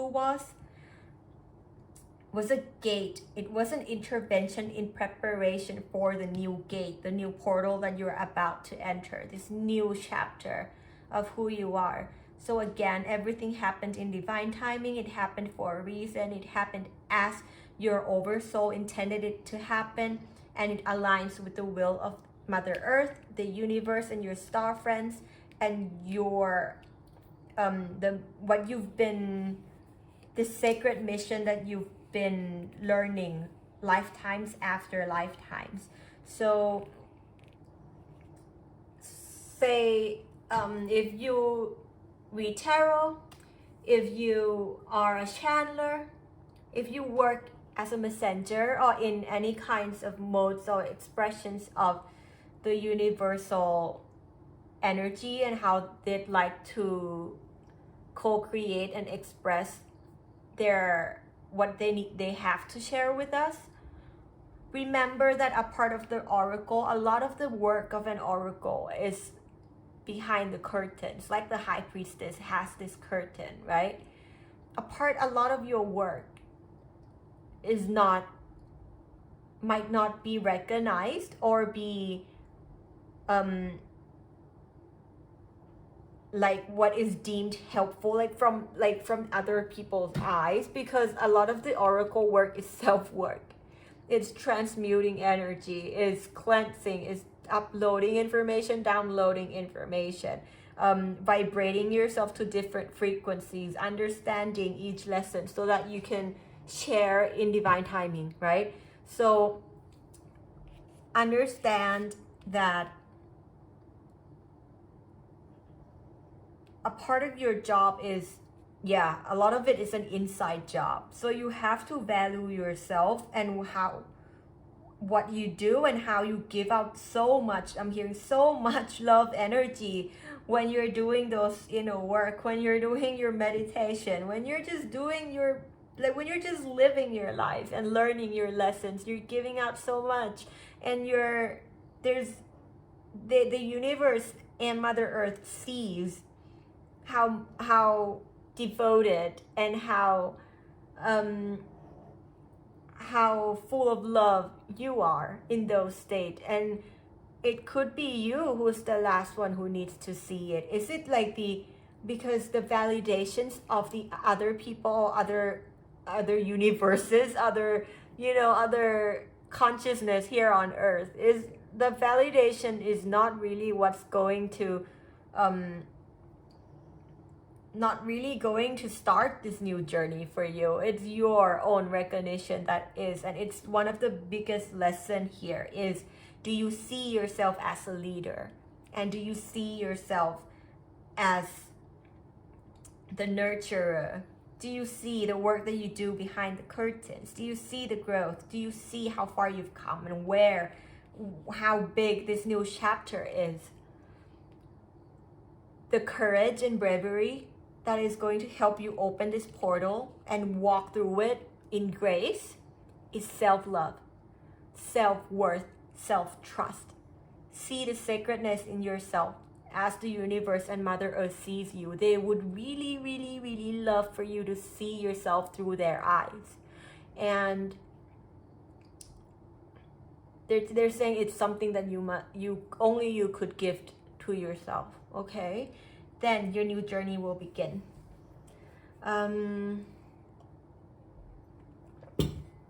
It's been quite long already.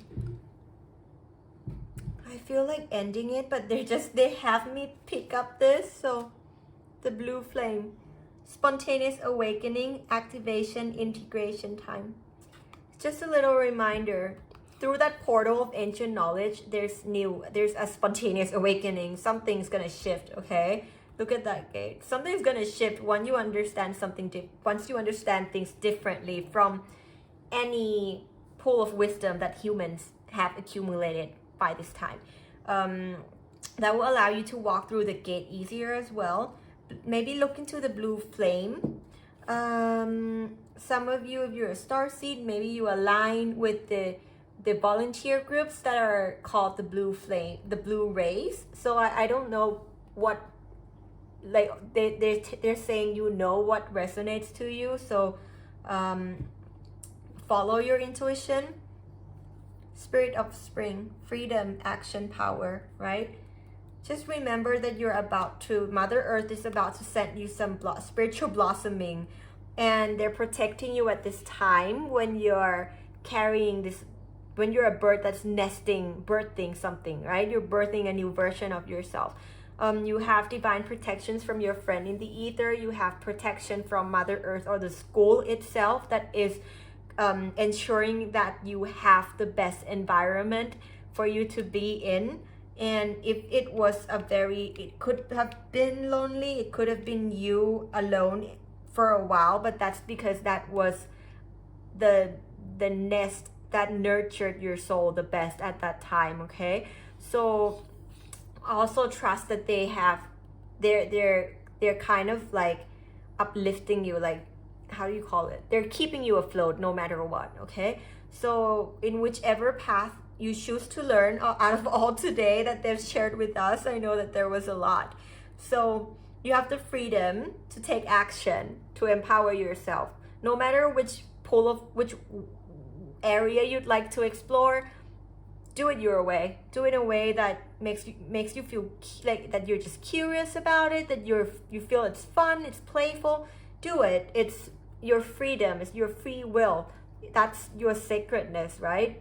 Execute that free will. As a co-creator with Source, your free will has value to them as well, okay? In shaping the realities and the different possibilities in the timeline. So allow yourself to take action freely from a place of your heart, from a place of balance, from a place of love, and take that leap of faith. The power comes from you. Again, like we said, just use your free will to take some actions to empower yourself, no matter what that means or how that looks like for each and every one of you, okay? That was beautiful and quite a lengthy reading. I know my readings are usually quite long, but this one is longer than usual. So thank you so much for being here with us today, and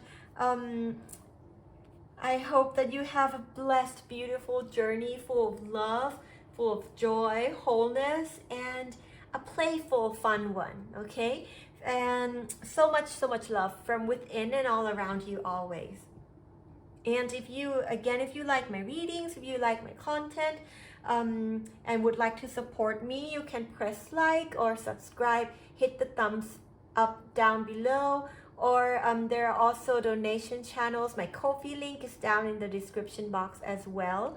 And I wish you a beautiful time or beautiful rest of your day, and we'll meet here again whenever the universal energies call for us to be here again on this channel. So thank you very much, and I'll see you again next time. Bye bye.